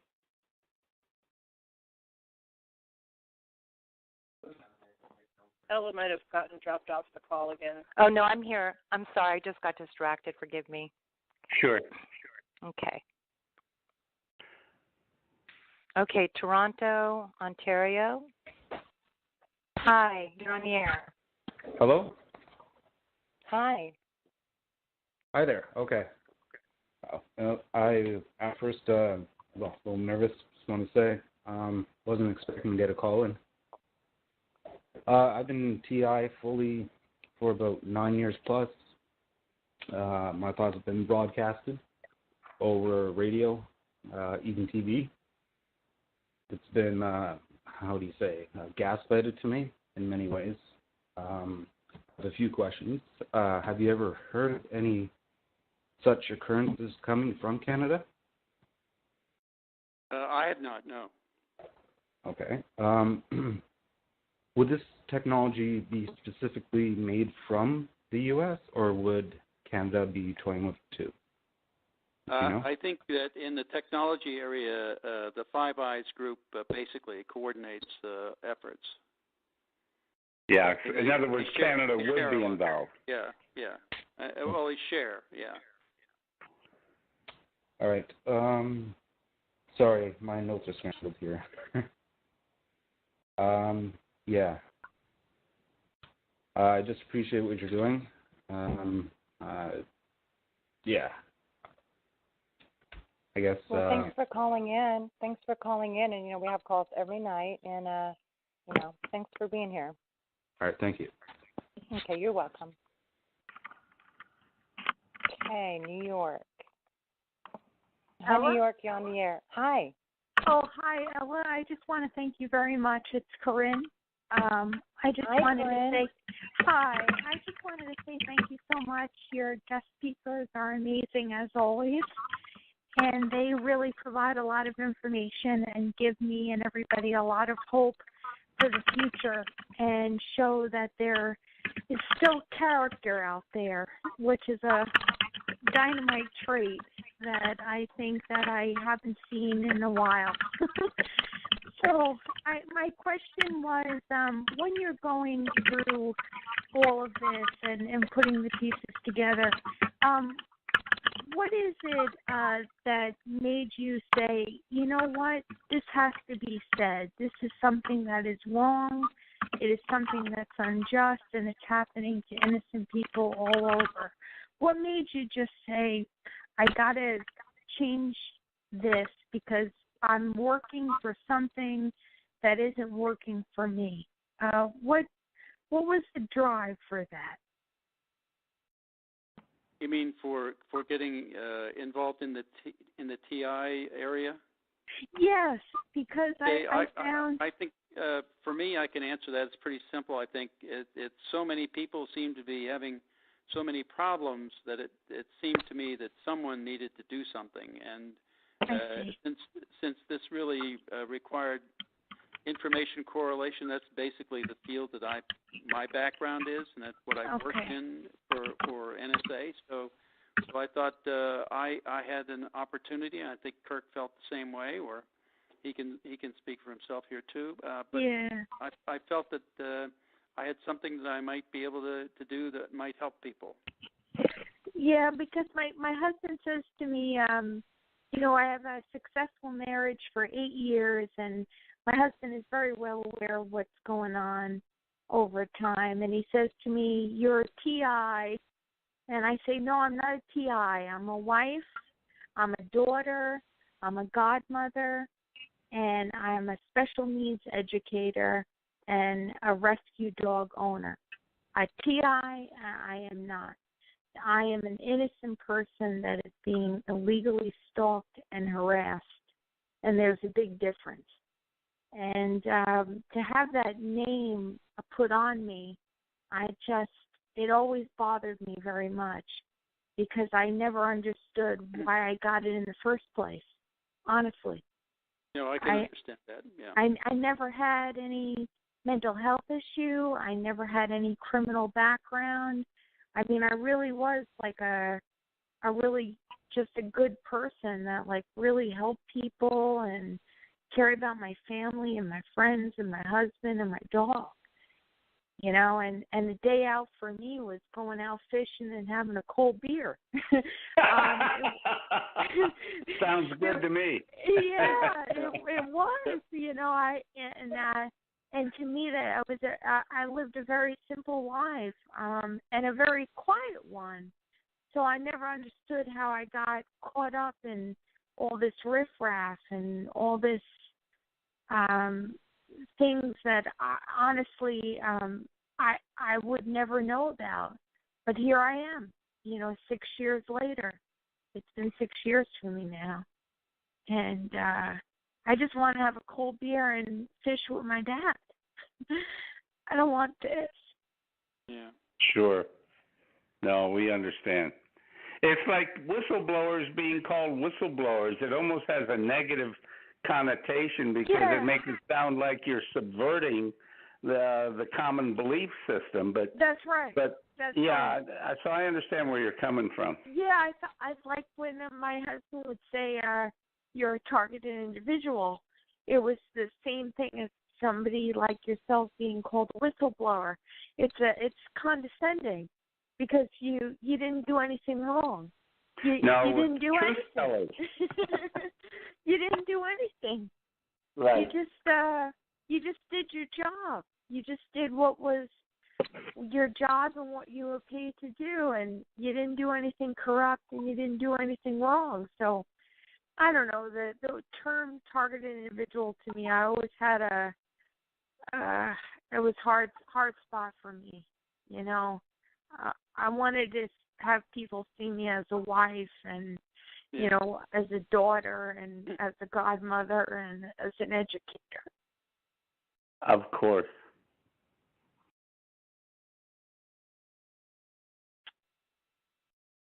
But it is hard. Of course it is. It is.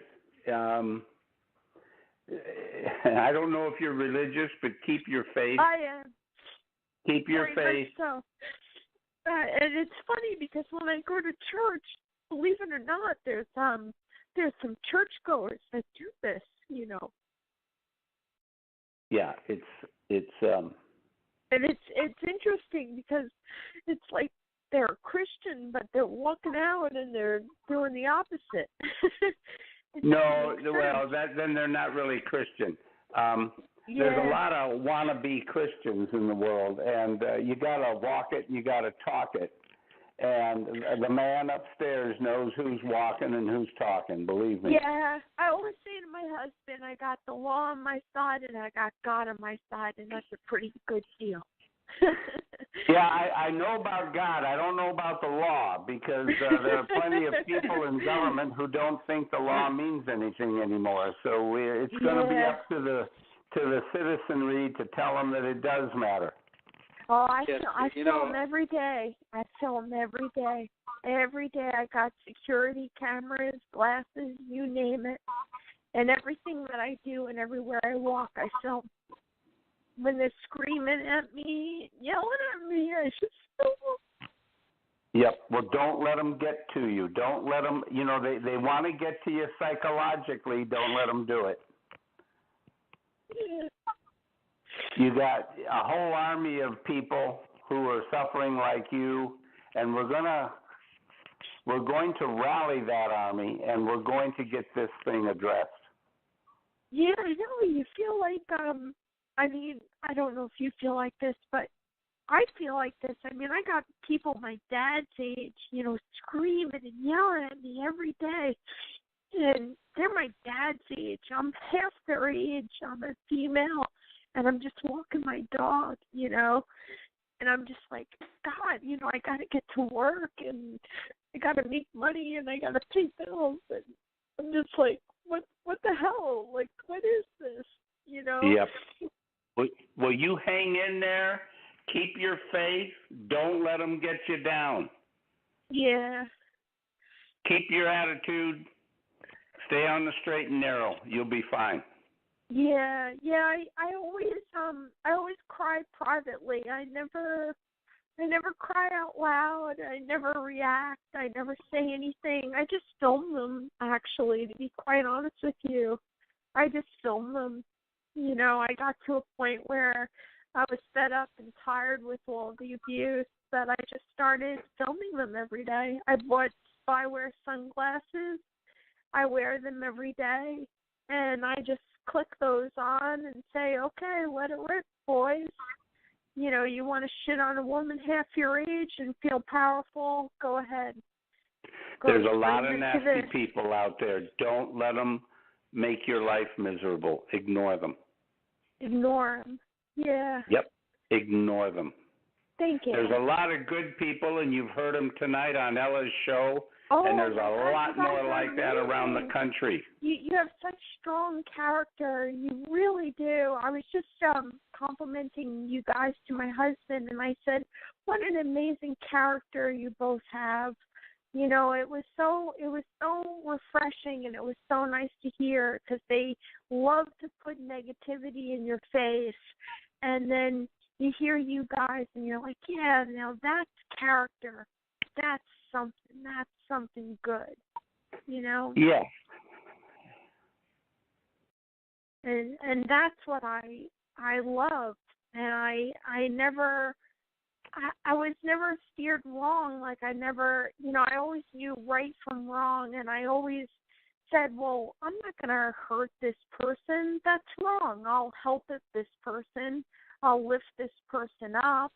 I'll try to make them a better person and implement their talents or their interests, but I won't put them down. That's just wrong. You're considerate of people. That's good. There's a character to that, and I was raised that way with my dad, and my dad's actually visiting me tomorrow, because my dad actually supports me 100%, and not many TIs have that, you know, where family members know what's going on, but my dad knows what's going on, and he supports me 100%. That's excellent. You got a super dad. Yep. Yeah. He's like, let's go have a beer and a codfish. You know, let's have some fish and chips and a cold beer, and you know, fuck them. Keep going. So, thank you very much, guys. And yep, you keep your chin up, and thanks for calling in. Thank you. Thank you.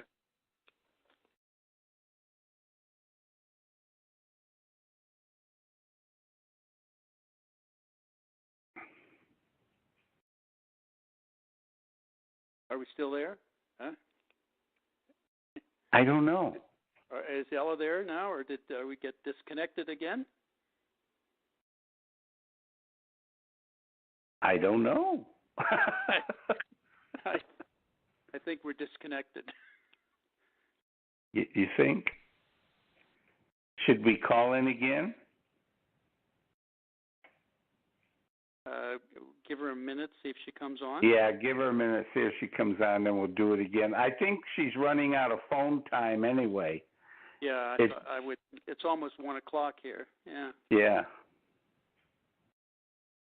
But I would like to wrap up with her and thank her. I mean, Bill, have we had some... There's some good stuff here. I mean, if we get some of this stuff collected, I mean, I think this will really help. Yeah, see, I just saw Carla's note to you and me. I've got emails from Carla, Kate, and Phil while we were on. Uh-huh. Carla just sent one, says, please note there may have been a few infiltrators on the call. people who tried to discredit Hi, guys. us. Can you hear me? Yeah. Hi. Back. Okay. Oh, Yep. this is my third phone. Okay. We were wondering if you were going to be back with us here. And you know what happened is they completely disabled my phone. Absolutely disabled. It's not dead. It's nothing. I mean, everything was connected, and they didn't just disconnect it. It's just not even working at all. It's like frozen. So I had to reboot it, and then I just went ahead and grabbed a different phone. They're being a little troublesome at this point, but that's okay. So let's see. So how are you guys hanging in there? Are you guys ready for maybe another 10 minutes or? Sure. 10 more minutes? Okay. 10 more, then I got to go to bed here. Something. Okay. It's. Yeah, me too. I got kids to get up early, so. All right. Let's see here. I'm sorry for the inconvenience when that happens. Nah, that's all right. No, I don't know how to solve that. Okay, here we go. Let's see. Okay, let me go back to Linda here. Hold on. Hi, Linda. Well, thank you. Okay, can I just say one thing? Sure. Maybe two things. Now, I'm not sure this is going to impact anything, but I think this is really big, and I keep mentioning it, and I don't get. Anyway. Lloyd's of London included an exclusion in all of their liability policies in February of last year, excluding any and all damage caused by electromagnetic frequencies. And they are. Oh, really? Yes, and insurance companies are following them like crazy. And the reason I think this is so important is there is going to be litigation at some point because somebody's going to say, why aren't you going to cover that? And they're going to have to come up with the reason why. And that means a lot of evidence. A lot of evidence is going to be public at that point, right? Don't you think? Absolutely. Oh, I think that's just huge for us. I think that's going to lead into something. And they did base it on the research of a doctor that he came up with this information, oddly enough, in 2002. He was dead in 2005. They've been looking at this issue for years and obviously finally came to the conclusion. It started out with smart meters, cell phones, cell towers, and then they broadened it to any and all injuries, legal fees, whatever companies have to incur as a result of damaging people, injuring people with electromagnetic frequencies. I think that's huge for us. What do you think? That is. I agree with you. Oh, good. Okay.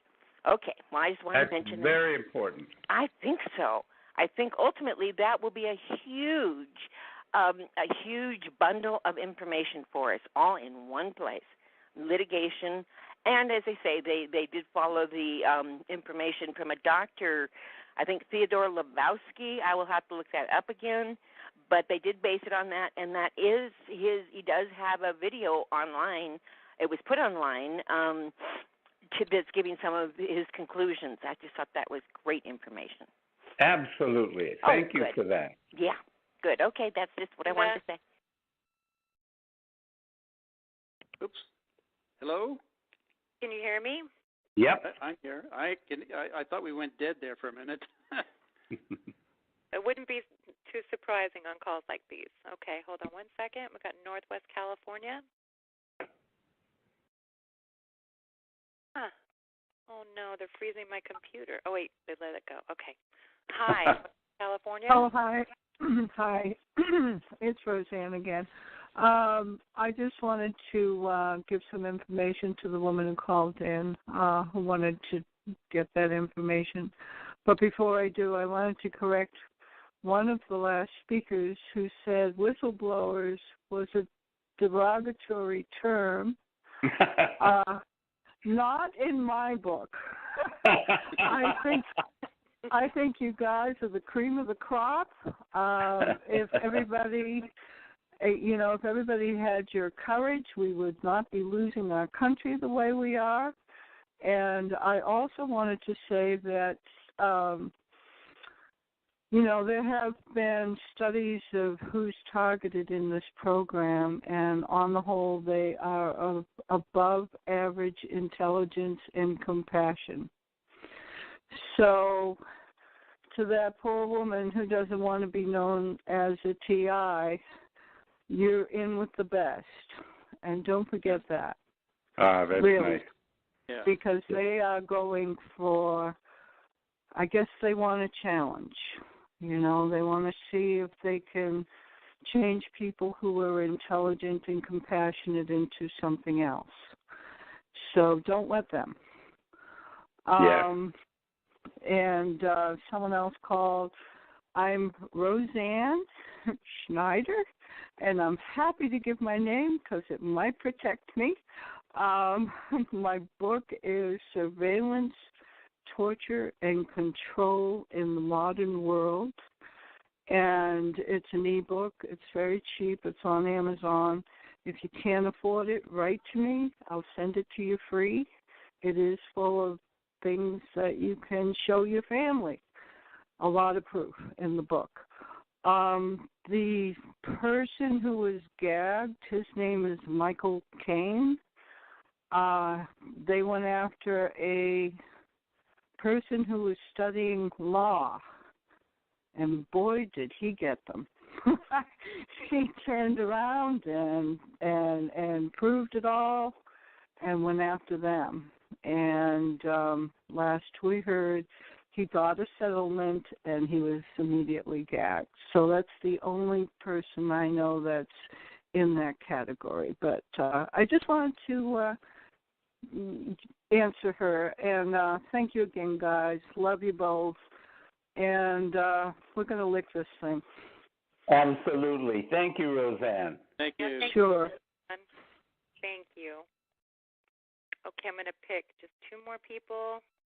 Let's see. I'm just pick kind of random here. Go with this California person. Hi, California. You're on the air. California. Sorry, I had myself muted. Oh, no worries. That happens. We all do that. Yeah. I was just listening to the conversation. I wish I could have come on earlier, but I missed the majority of the program tonight.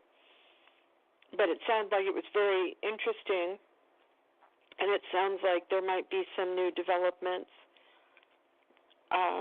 that could help TIs in this program. Yeah, seems to be going that direction.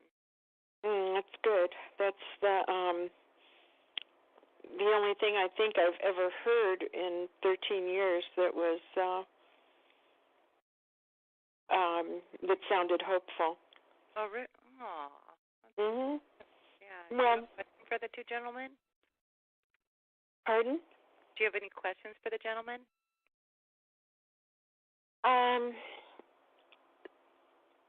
don't even know what to say. I just had a really, really hard day today with these frequencies, so I'm feeling more like I was in a car accident than anything else. I honestly, I'm sorry that I can't even think of any questions.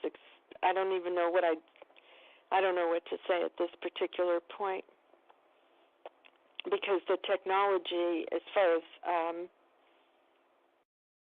the software is changing, maybe the hardware too, who knows, but the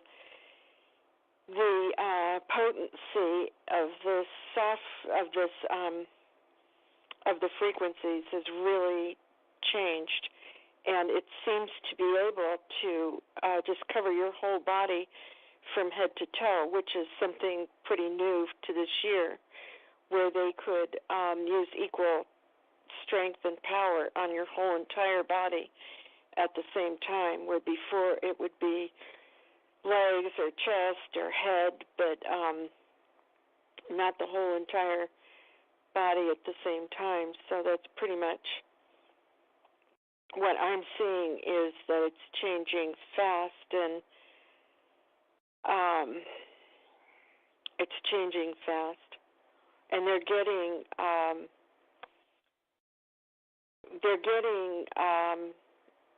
braver and braver, because normally they recently have tried not to create as many wounds or leave evidence behind, and that's changing. That changed today. And it has, well, I shouldn't say it changed today. It's been changing. And it's getting more and more overt, which tells me that their fear of exposure is not what it used to be. As it goes on, let me see if I can say it. As it goes on, it's picking up steam, so to speak. And that's not a good thing. They're getting more confident. That's what I'm trying to say. I would call it. I would call it arrogant. They're getting arrogant with their power. Yes. Now that is a good way to look at it because pride comes before the fall. So arrogance, from a victim standpoint, is what you want to see in the victimizer. Because to me, every time I've seen somebody get really, really, really arrogant, it doesn't take too long and they're gone. So, with this system, though, it's so completely massive. This is such an incredibly massive system. And it just seems like anything this massive that has woven its way all the way through society, at least in the United States, and I'm not in touch with what's happening too much in other countries, but it's woven, especially where I am in Southern California, that my experience on things like that is that usually a collapse follows. And then I've seen it in corporations. I saw the same thing happen in a lot of different areas, and I'd always think, this is too big to collapse, or this couldn't possibly collapse. There's too much power in it. There are too many powerful people. And then they're gone. It's collapsed. And it either goes out with a whimper or it goes out with a crash.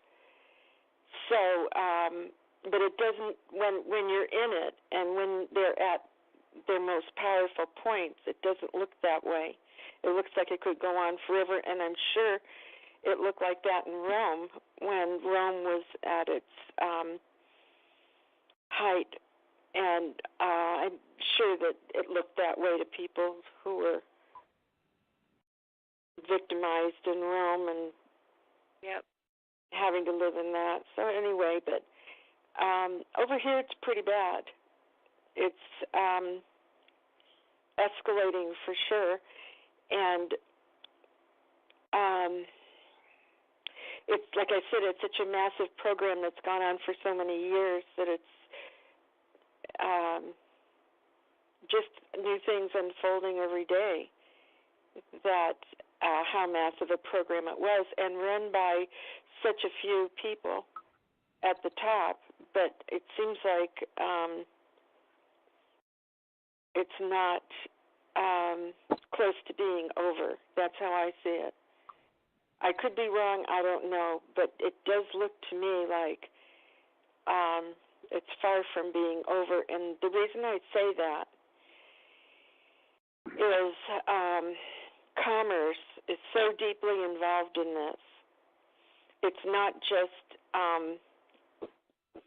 technology, but the medical industry, the judicial system is so deeply entrenched in this country anyway, in this that they're talking, I hear a lot of commentators talking about the possibility of a financial collapse, and just stopping human trafficking alone could cause a financial collapse. Do you have a question, though? Because there's still a couple people who want to have a Oh, no, I really don't. No, I really don't have a question because, like I said, I didn't hear the rest of the conversation that was going on tonight. So it just sounded like a really good call, so thank you, Ella. You're welcome, very much so. Do you guys have anything you want to add to her comments? No, thank you for calling, though. It was good to hear. Yeah. Thank you for your input and your experience. Sure. Oregon, you're on the call. Hi, this is David Porter in the Salem, Oregon area. Hi, Dave. I know you. I'm going to see you tomorrow. You betcha, Ella. Yeah. Looking to see you again sometime soon at the Portland Freedom Meeting. Yep. But, and Mr. Binney, let me just say how well my good friend Todd Giffen speaks of you. He's one of your biggest fans. I was, like so many of us, I began to be targeted in 2008. It seems to be when they really rolled out this program in a widespread way. My granddaughter, in late 2007, she was 10 years old at the time, was raped by a man that a national corporation had brought in to manage an apartment complex full of children. And since that time, I've pursued both civil and criminal remedies for my granddaughter, none of which went anywhere. But meanwhile, I was placed under 24/7 surveillance, which continues to this day. And I have experienced both the social victimization, the group stalking, the slander mill, and of course I lost my business. And also the electronic component was rolled out against me in 2010. For 14 days, I was fried in my bed in the wee hours of the morning, awakening to find the entire bed soaked with my sweat. I was amazed I survived after having lost so much fluid. And since then, I've been, trying to educate myself about just what in the world is going on. I now have friends that are TIs and wonderful friends, actually, that I never would have met were it not for this program. I am a man of faith, although I will second what the woman said when she said she is targeted even in church, or should I say especially in church. I'm beginning to understand how the Nazis were so successful in enlisting churches for the victimization of the Jews. It's really quite insidious, and yes. it makes people feel so self-righteous to participate in this sort of pogrom, if you will. But like I say, God and I have a personal relationship, and I live to please Him. And so these people's approval doesn't mean a great deal to me. Like I have told myself on more than one occasion, what did these people ever do for me anyway? Right.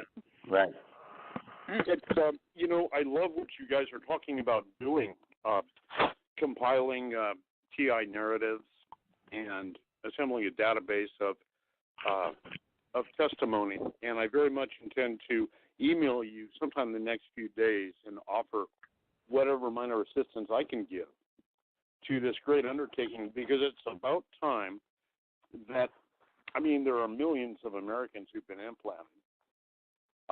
That figure is known, and it's about time we began to gather the strength that comes with numbers.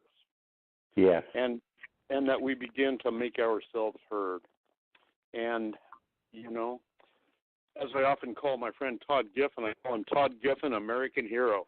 And he just kind of shrugs it off because he's a humble guy, but I'm going to add you guys to my list, too. Hey, thanks for letting me share. All right, have a good night. Thank you, David Porter. We'll see you tomorrow when we go do our activism, Dave. Yep, you will. Looking forward to it, Ella. Bye-bye now. I haven't seen you in a while. Well, gentlemen, thank you guys so much. We really appreciate it. I know this is a heavy topic, and it's hard to hear, and, we just appreciate that you're interested, and thank you for everything that you do. And, I personally regard you guys as our heroes, and I think you're true patriots.